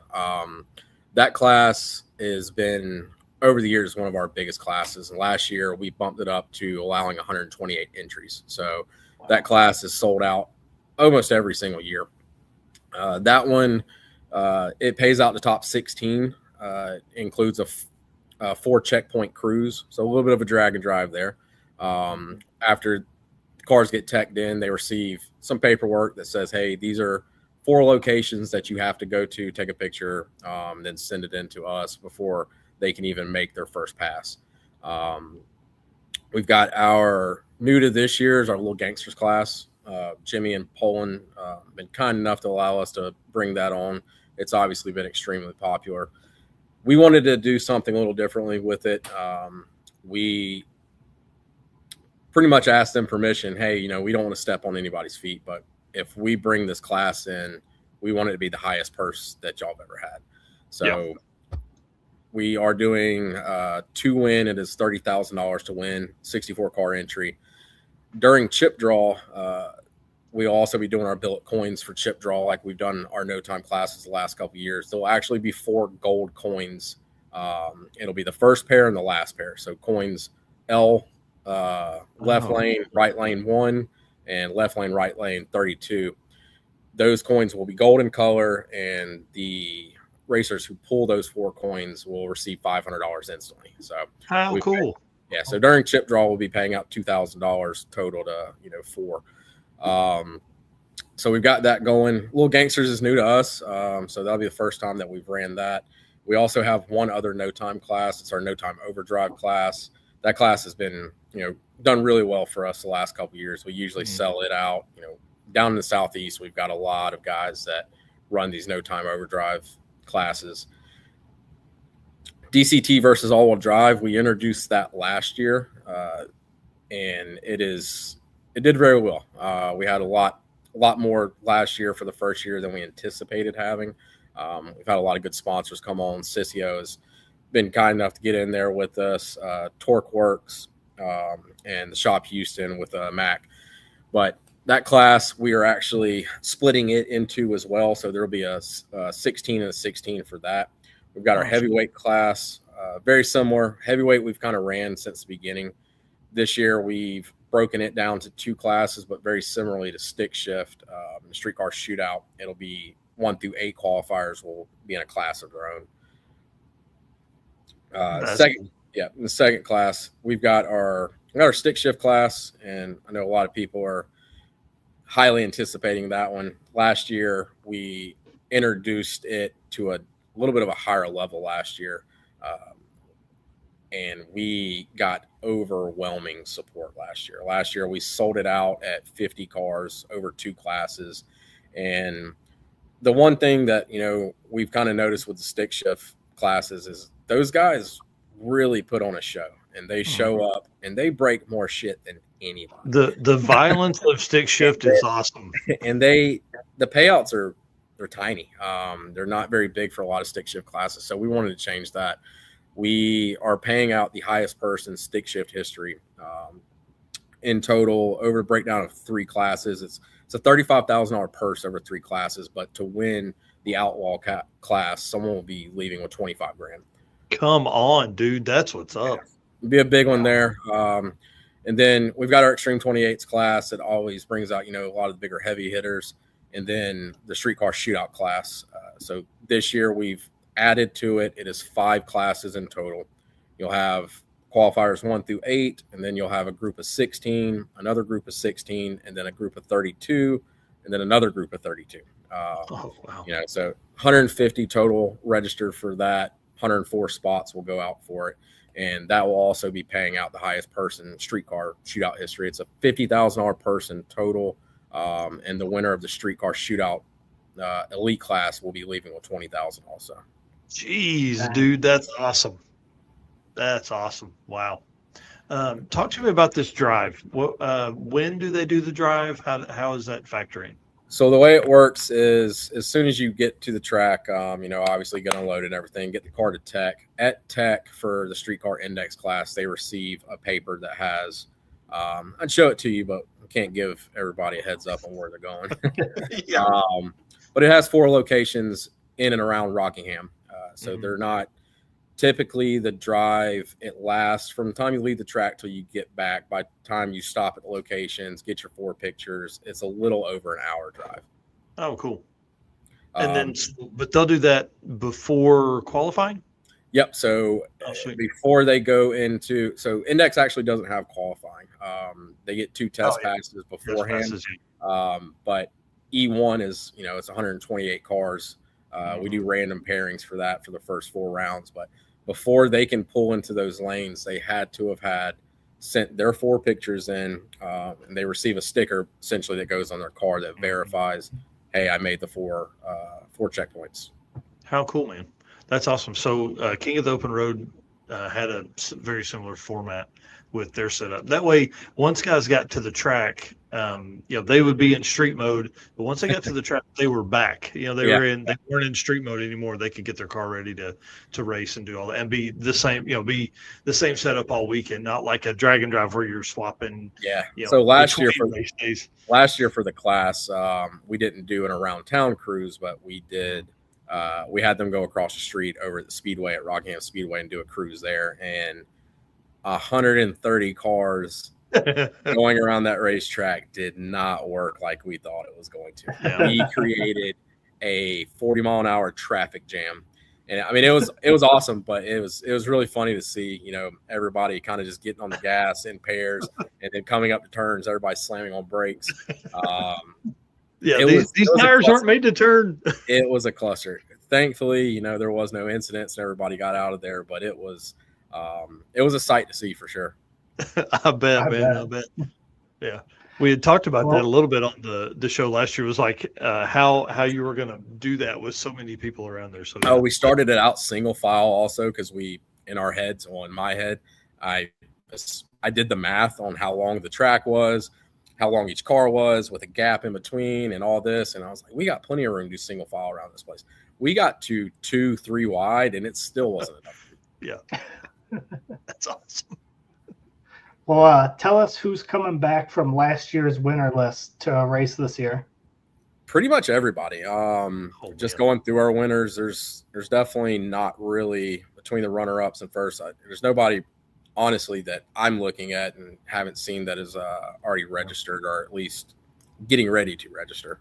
Man, that's awesome. Yeah, we were flipping through the photos there a minute ago, and I saw the coins that you put on the winners. Let me see. Where's Jeremy Ortiz's shot? Because that's the. Oh, here, I'll add it to the screen. That'll be good. There's So Jim Braun, being the winner, has the gold coin there next to his name. I like that, man. That's really neat. Yeah, we try to do a little as much as we can as far as recognition for winning with us.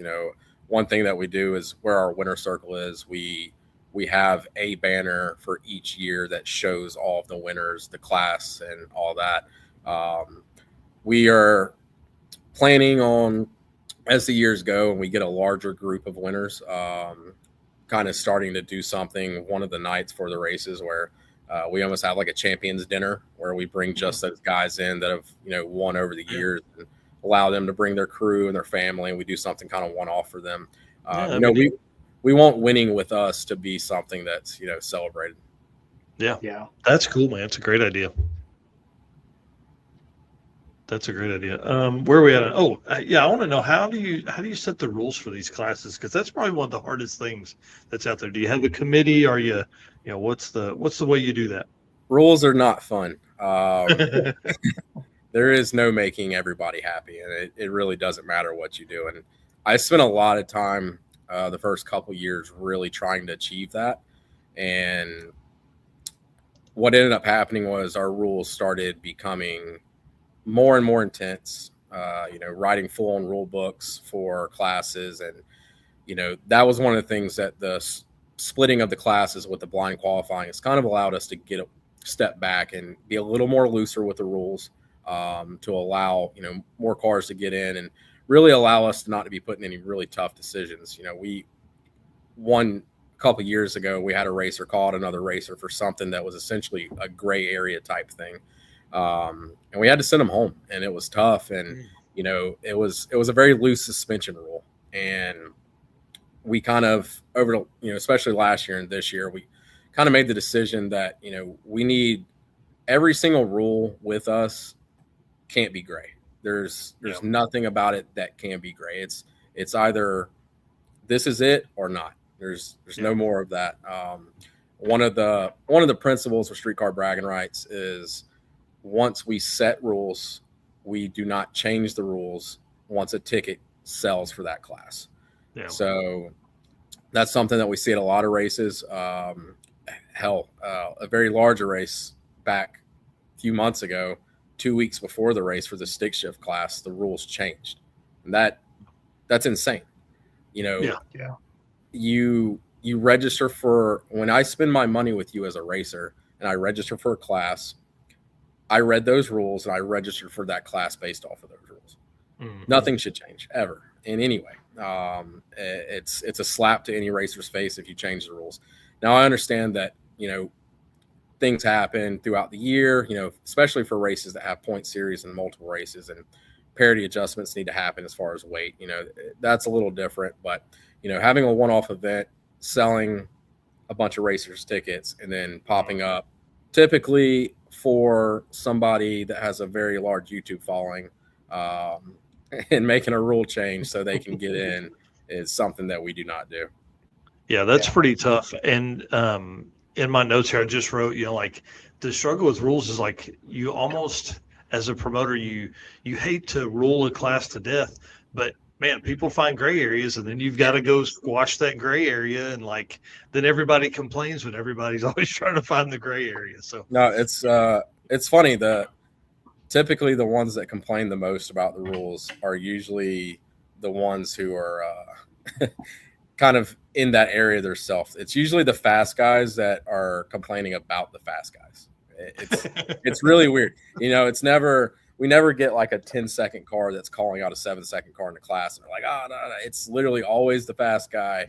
Sometimes guys that are faster than the ones that, they're complaining about.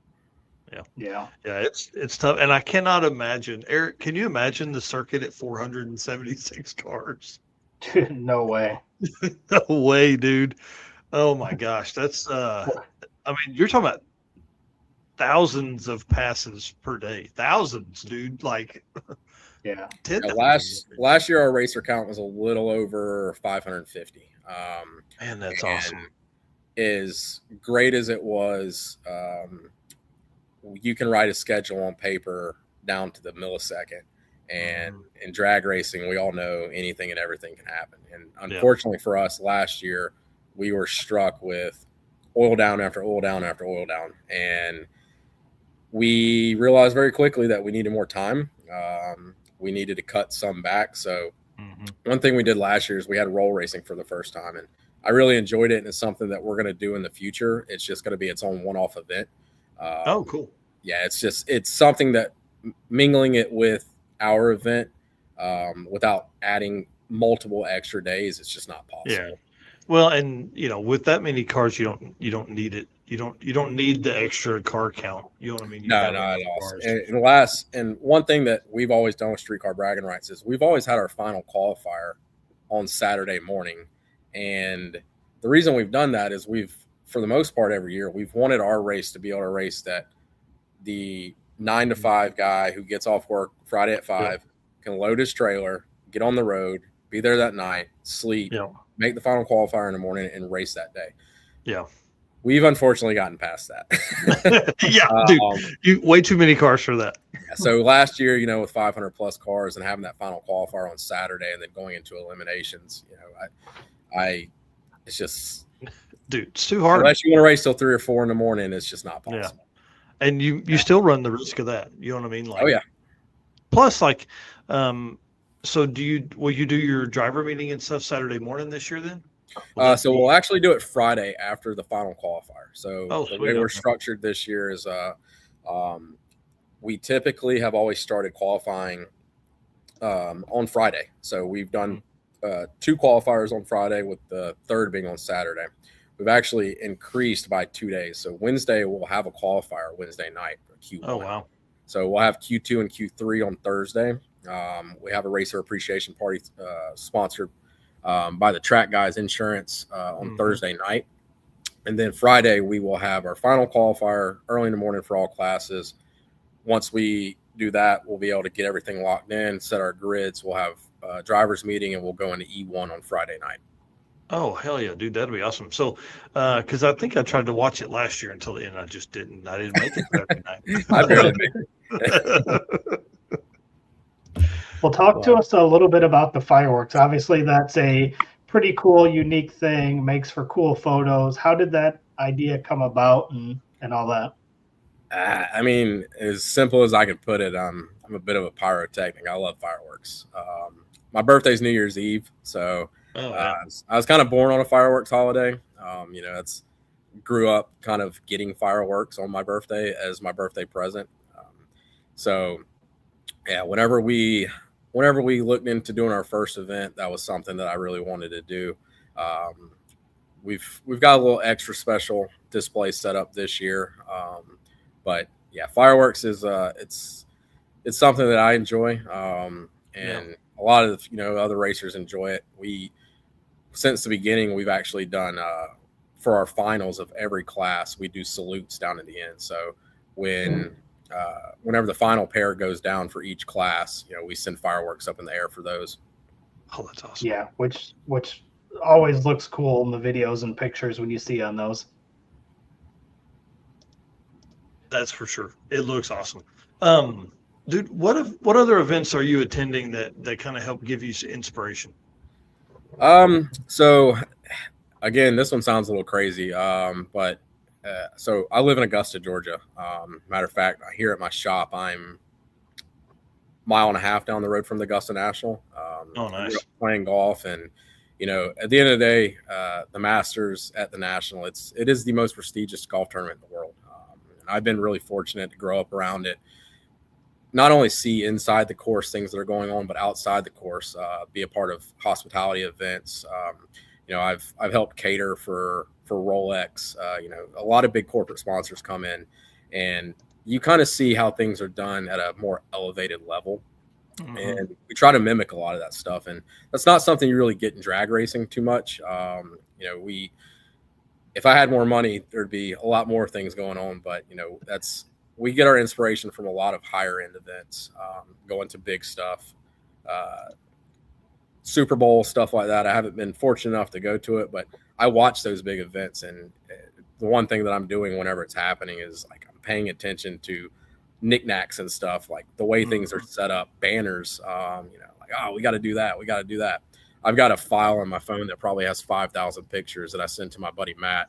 I'm like, hey, we need this. We need this. We need this. And it just every single year. How cool. Well, dude, I know this is putting you on the spot because I didn't put it in the notes, but do you want to give a shout out to some of the team members did you not want to miss somebody? I know that's I hard. definitely don't want to miss anybody. It's a very large group, but just Yeah. in particular, my girlfriend Ashlyn, she's literally at home right now, probably filling out tech cards. She works pretty much sun up to sundown on this, just like I do for months and months ahead of time. Honestly, without her, a lot of this would not happen. She's definitely been a big part of it. She's the one that sits in the tower up there with Derek, kind of handling all the not so fun stuff while I'm out, getting all the publicity for it. You're just out talking to people. There's not really anything you're A doing. lot of putting out fires, but my buddy Matt, he's been my business partner with this since the beginning also. He's a local friend of mine. Very fortunately for us, he owns Race Ready Shade and Signs of Augusta. So our business partner with Street Car Braggin Rights, is a sign guy, which helps a ton. But we've got a large group, man. It's, I could go on our list and name everybody for the next hour on, what they do. But, we've very, very fortunate to have a group of people that will take off work for an entire week.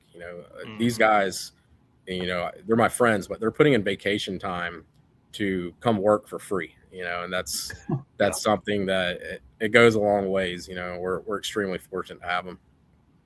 That's awesome, man. Well, listen, I know what a team can do for an event, dude. It shows up in yours wholeheartedly. Well, I want to move into the last bit of segment here as we kind of wind down the show. And again, big shout out to Performer Built Transmission and the work they do on GM transmissions. If you need one to go fast, I mean, they put a 4L60 in the 7s. I think that's all I got to say about that kind of stuff. Let me do this ad read for AFCO, and then we're going to jump into some tips and tricks for some of the promoters out there. AFCO Racing. Racers know when you want performance that wins, you want AFCO. From shocks and suspension to cooling brakes and more, AFCO Racing has been helping teams go faster for over 30 years. Built by racers for racers. Check out the AFCO Advantage and follow them today on social media for the latest in performance parts. AFCO Racing, built to win. Well, I want to talk about maybe another event that's kind of in this mix here, but at PRI, you guys announced that you and Street Car Takeover and Sixth Magazine are all teaming up for an event that's going to be called Speed Fest. It's at Bowling Green at Beach Bend Raceway, May 28th through 30th. Dude, this thing looks crazy. Each of you guys are bringing your own flair of street car stuff for like 100-ish car count coming in here. You're going to have 300 plus cars rolling into Beach Bend. So tell us how that all worked out and what you're bringing to the table there, I guess. Yeah, it's pretty funny. I actually been trying to kind of map something very similarly out. We've got Street Car Braggin Rights, but we've wanted to do something else and, have a different staple style event. And Tom actually reached out to me and was like, hey, this is what I'm thinking. Me, you, Sick, Street Car Takeover. We run this one event and see what we can do with it. And, we're very fortunate to be in that mix. Street Car Takeover is obviously a household name when it comes to this level of racing. And, obviously what Sick has been able to do over the last few years, growing the drag and drive events. But no, we're super pumped about it. I think it's going to be one of those things that, it may take us a couple years to really get it off the ground. But I think in a very near future, it's going to be one of those events that's going to be, you can't miss it. Yeah. This thing, the list looks crazy. What classes are you bringing to the table? Is that kind of how it's set up? Like everybody kind of brings their own class? Yeah. So the game plan is Sick is going to bring 3 classes of 32 each, Street Car Takeover, same. They'll have 3 classes of 32, and then we're doing 3 classes of 32. So we wanted to bring in the stick shift guys because, they've been awesome. They come out in numbers for us. We've already pretty much have filled that field for that race. And we're doing something very similar with a street car shootout class. We're essentially doing 2 fields of 32, so it'll be 64. Yeah. So we're taking 64, and they'll be split based off of qualifying. Dude, that's badass. That's badass. That's going to be a good time. And I think what's going to be really interesting, Eric and I had this conversation last week, but the racers that may do your event only, right? Or they may only do Street Car Takeover. They're going to see some of those drag and drive guys. And we know that when people get around drag and drive guys, they end up in drag and drives. Like Oh yeah, for sure. That's how that happens. I think it's one of those things that, the crossover, we definitely had a handful of racers reach out and they're like, we don't know what to do. We race with all you guys. And it's like, there's no hurt feelings, race in the class that you want to pick. But no, it's one of those things for sure that, the guys that are going to see the drag and drive stuff, be around it, firsthand, they might be getting more involved and vice versa. Yeah, I think it's going to be really fun to see that crossover as we move through the rest of the year. That's awesome. Yeah. Well, one of the things we wanted to talk about is how to help promoters do better. And your social media is killer. Like, you guys put out tons of artwork, like all the pictures we just showed and everything like that. But how do you build up this level of hype that Street Car Bragging Rights has? It's we spend a lot of time. I'm actually, for the most part, the graphic designer for Street Car Braggin Rights. All the flyers and stuff that you see, it's I make them. We're posting them. We don't bring anybody else in for that. So we're sitting down pretty much every single day making driver flyers and getting them out. But I think it's one of those things as far as the level of promotion goes. If you give a racer, their own individual driver flyer and their own individual post, instead of taking a picture of 30 cars and making one post because you didn't want to sit down and make, 500 of them, it shows a little, extra level of appreciation. And then what ends up happening is, they share the post and, it just gets more attention. And very fortunately for us, all of our racers, they obviously look forward to coming to the race. They do a lot of promoting for us. Well, and again, Eric, when did we talk about that racers need to do a better job of promoting themselves?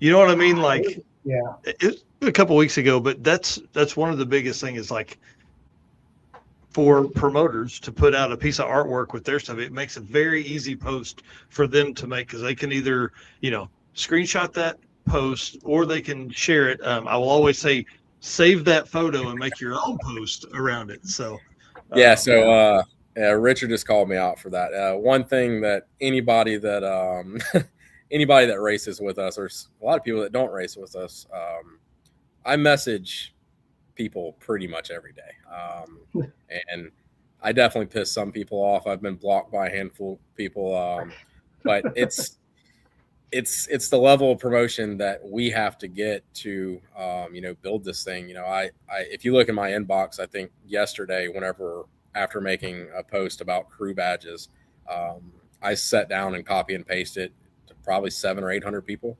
It takes sitting around for 3 or 4 hours to do it. And, I definitely understand that people getting messages from me can be pretty annoying sometimes, but it's what we have been doing over the last couple of years, and it's definitely been helping us build. Well, I mean, dude, the momentum you guys have is insane. Yeah. That's awesome. Another thing here, how can promoters do a better job to take care of their racers? Just listen to them. That's probably the biggest. I think, like I said earlier in the show, one thing we do is we put out a survey every year. It costs us literally no money to do it. It takes an hour or so to set up a proper survey that asks, questions, and then get the feedback. It's get feedback from the racers. Like I said, at the end of the day, you cannot make everybody happy. It's never going to happen. There's going to be multiple people that no matter what you do, but having communication with the racers, finding out overall what they want, is probably the biggest thing that I could say. Yeah. Rich Guido says makes him feel special. And then the last one here, how can promoters do a better job to help take care of the spectators coming to the event? That's what I'm still trying to figure out. I can tell you, as far as Street Car Braggin Rights goes, there's things that we do really well, and I think that's as far as sponsors, racers, media, the retention of those groups year after year is extremely high. And I think that's because we've put our focus there instead of focusing on spectators. The downfall of that is we've lost a lot of money over the last few years building this race. But I think it's one of those things that we've solidified our racers. We've solidified a very large, good group of sponsors in our media. And over the years, I think the spectator count is just going to continue to grow. Yeah. And that's go ahead. I was going to say, we've talked about it on other shows about how not streaming the event is going to force people to come out to events, because that's what happens a lot of times is people just sit home, even though they may be 20 minutes from the track, they just sit at home and watch it instead of coming out. And we say it all the time, like, we got to get racers, even if you're not competing, to go be spectators and bring people out to the events. No. Yeah, spectators is it's the one aspect of Street Car Braggin Rights that I'm not going to say we fail at, but we're still trying to figure out ways to grow that. But we don't want to trade off what we're doing for racers and media and sponsors. Right. Really kind of focus on that. I think some events really focus first on the spectators, and that's an event that we don't want to be. Yeah, I think you're spot on. Once you can take care of your racers and get those guys and girls promoting for you, they're bringing friends and family, their reach is growing, they're trying to get people in to watch. And man, you've just done an incredible job with this whole thing. It's been awesome to watch it. We've been following this for a while, and you just kick ass. It's inspiring. Yeah, I think I've invited you every year. And, dude, I know, like always. And this year it was on my schedule, but there's no way I'm going to miss the finals to try and be back here in time to do my own single day event I totally understand that Sunday morning. So 2026 or 2027, I don't care if I got to completely skip a kid's birthday. I'm coming, dude. I'm telling you, gonna hold you to it. Yeah, I'm excited. I had a whole plan put in place. Was going to fly in, ride with people. It was going to be great. Because, dude, there's probably 100 Dragon Drive racers that are going to be there at least. Yeah, the ones we featured earlier in the show are just ones that I recognized off the top of my head as I flipped through the thousands of photos you guys have put out. The crossover from the Dragon Drive world to our event has grown definitely a lot over the last couple of years. Yeah. Well, you're right in the alley of, I hate to say that they're Dragon Drive racers because they're racers that also do Dragon Drive. Yeah. So, it's really been a great event to watch grow, and I can't wait to see this year, man. 500 cars. I can't imagine if you guys aren't doing it yet, please. I don't know why somebody would not be following Bragging Rights on Facebook. Where do you say that's where I see most of y'all's stuff because I spend a little more time there. Yeah, we try to share a lot of stuff over to our Instagram account. We failed terribly at our our Instagram social media side of things. Definitely our Facebook, we're a lot better at it. Facebook, Instagram, and then we have our website, streetcarbragginrights.com, where a majority of our stuff is at. That's awesome. Eric, anything else? We got questions? We got somebody we hadn't got something we haven't asked, I guess? I don't think so. I think we've covered just about everything. Well, awesome. Well, Nate, listen, dude, thank you so much for coming on. Guys, again, please, Bragging Rights on Facebook, Street Car Bragging Rights coming up. Give us the dates again. We've got April 15th through 18th. Yep. Rockingham Dragway. If you're big shout out to Rockingham Dragway. Owners over there, Al and Dan, they've been awesome to us. We were there our first year last year, and I can't imagine that there's another track that we want to go to at any point. Yeah. If you're within, I would say 10 hours of Rockingham, you either get in the car and drive or no, more than that for sure. Dude, it looks like a party. We've got cars coming from Australia this year. I think. Oh wow! I think we have 8. It's either 8 or 9 registered from Canada alone. Wow. Oh yeah. We've got 3 or 4. We got 3 or 4 cars making the trip from California. So. That's awesome. Yeah, you've got two dudes that are driving their stuff there. But then, Trevor Brandon's going to drive his stuff back home with his wife as the co-pilot for the first time. So that'll be kind of fun. I got about 6 hours. I got about 6 hours in a car for me. Oh yeah, that's awesome. Yeah, I was meaning for spectators. So look, if you're a spectator and you're within, I don't know, just get to this event as you can, man. It looks like it's going to be a ton of fun, and with 40 different media teams, you guys are going to be inundated with fun stuff over the weekend. So it's going to be great, in the weeks following the event too. So bring it on. All right. Well, thank you for spending time with us tonight, man. I really appreciate you taking the time coming on, and I can't wait to see it, dude. I'm excited. Thank you, man. Happy birthday. Hey, thanks, dude. See you. See ya. Awesome. All right. Well, man, I feel bad we didn't talk. We didn't talk about the racer stuff there. Should we back up and do the Molly part real quick? We'll put it on. We'll put it on next Saturday. week. Yeah. Okay. Or Saturday. Yeah, either or. Yeah. Sweet. Man, I want to go to that event. Dude, bad. Listen, and it's a cheap flight for me here in Arkansas to there is cheap. Like $200 round trip. I had really thought about just coming home Saturday, but there's no way I could have done that. Oh yeah, once you're there, yeah. Especially, and then you miss eliminations, bro. Get out of here. Right. So, how cool! All right, man. Well, up next we've got Saturday. Of course, we're going to be talking about all the stuff Drag and Drive. We've got the news that starts at 9 a.m. Central, 10 a.m. Eastern. And then who do we have for next week? I'm pulling it up right here. Sorry, I should have had that in the notes. We've 325. Dude, we get the Deal Brothers next week. Yeah, you've done a great job of getting our schedule lined out for future weeks. It's been amazing because there for a while we were asking people like days before. So great job on doing that.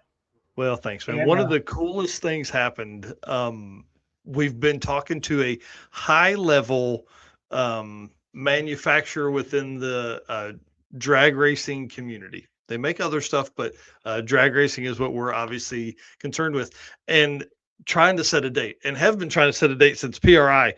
And it's really cool to be able to tell somebody, oh, hey, the next time we can actually get you on is mid-May, unless you take next Wednesday. And they're like, wait, what? What are you talking about? Yeah, 2 months. So they're like, please sign us up. Yeah, we're like, we don't want you to miss the opportunity to tell people the cool stuff you've got coming, for the event, for the year. Don't miss the season. So big thanks to your dad there, saying happy birthday. Yeah. Happy birthday, and glad you jumped on here and decided to still do this tonight. Yeah, 45's the new 25, right? Yeah, I'll be 40 next month, so I'll be 40's the new 20. I don't know. I don't know, man. Yeah, probably. You act like it for sure. You work like it. So, all right, man. Send us. Well, again, appreciate all of our race car friends that came in tonight. It was great talking to Jay. It was great talking to Nate.